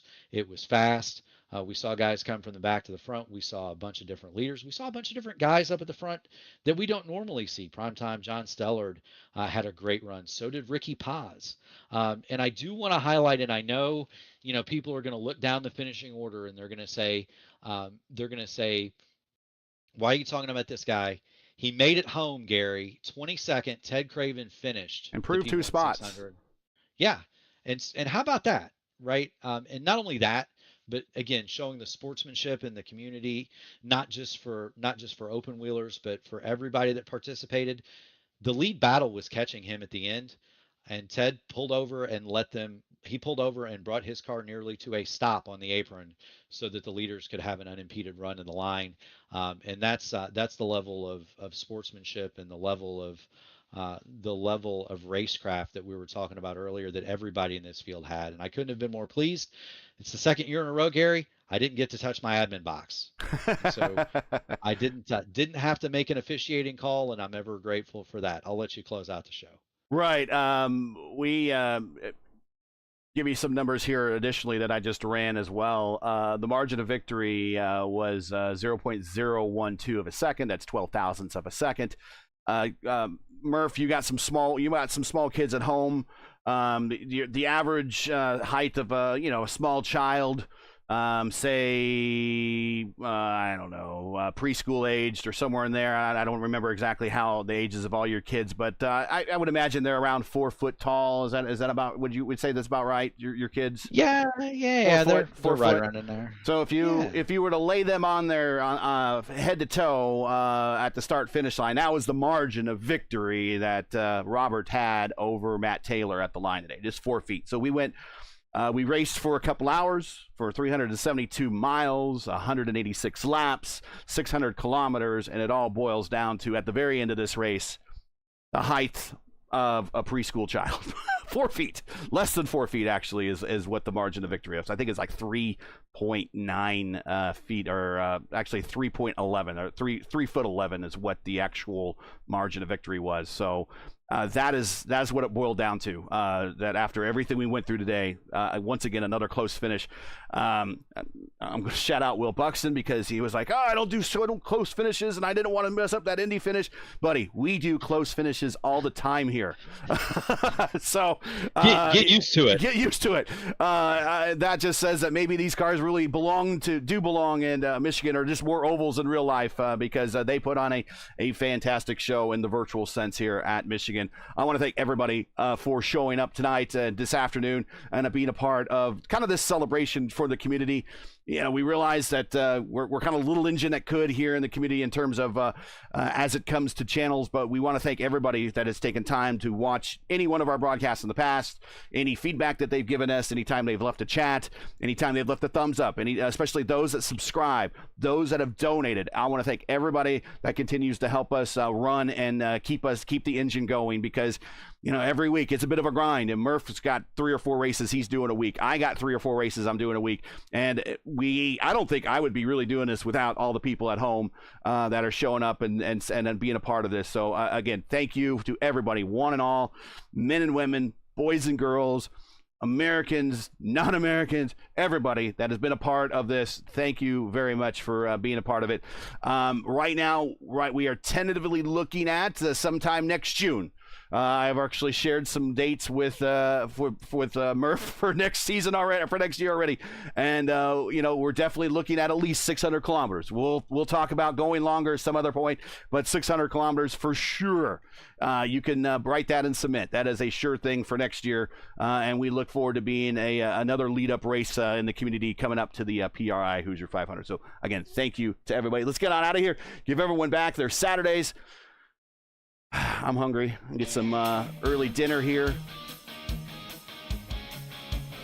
Already gave what I wanted for dinner to my wife, so I think we're good to go there. What about you? What's for dinner there in the household? I don't know. So my youngest is off. He's playing in the Mishawaka City Little League tournament today. Okay. So they're off there. I didn't take anything out, so it might just be pizzas tonight. Normally Saturday we grill a steak, but sure beats mac and cheese and chicken nuggets or something like that. I know what it's like to live with the little kids. It is, and just from me, again, thank you all to the community. It's not just us, and it's not just me and Gary and Jacob and LGN and Caleb and the people that commentate these races. It's the people in the chat. It's the drivers on the track, and it's the people that really make it all possible. It's the military and the police and the firemen. For me, the people the EMTs driving the ambulance, and Gary, as I always say, the nurse that unloads you when you get you there. But don't cut off my uniform. They always cut off my uniform. That's it for tonight.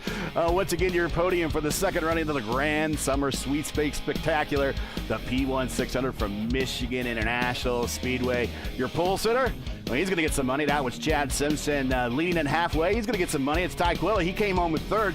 Matt Taylor second, Robert Malechka the winner, and your hard charger goes to Brendan Lichtenberg, the Hyperstar. Join us again tomorrow night for Championship Sunday in round 9 of the Dark Horse Racing League's DW12 Series presented by 4D Racewear as the teams and drivers head to Indianapolis Motor Speedway one more time to crown their Season 9 champion. Hey, can Murph here go back-to-back and win his second series championship, or the Prodigy?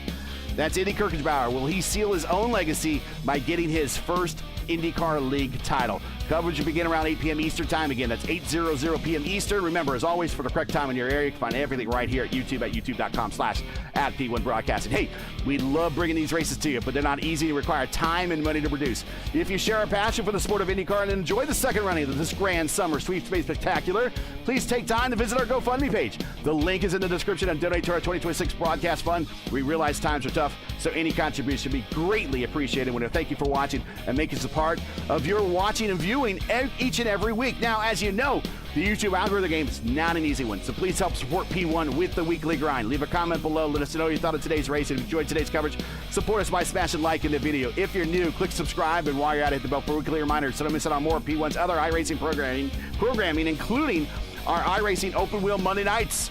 That's our top split doubleheader that we have, with race 1 kicks off with Murph and Jacob Collins bringing you the opening round action of Season 3 of the 2026 schedule of the Indy Open Series, followed by Jacob and Sophie Collins calling the action on the opening round of the Indy Next Road Series. If you like top-tier open wheel oval racing, or open wheel racing, you want to check out P1 on Monday nights. Track cams for this race are provided by Whiplash SimCams. Get the most out of your iRacing experience with Whiplash SimCams. To learn more about Whiplash, like them on Facebook. You can follow them on X and Instagram. All the links you need are in the description. For business inquiries, to learn more about P1 and what we do, like us on Facebook. You can follow us on X and Instagram. You can follow all of our social links on Linktree. So, for the Murph, Mark Murphy, everyone here at P1, I'm Gary Gatto saying to all, hey, happy Saturday, and thanks for watching. And to all of our men and women serving in the military and as first responders, Godspeed, God bless, and come home safe. Once again, congratulations to Robert Malechka, winner of this year's P1 600. Catch us again next June when we do this all over again in Michigan for the third running of the Grand Summer Sweepstakes Spectacular, the P1 600, right here on the home of IndyCar racing on iRacing, P1 Broadcasting. We'll see ya.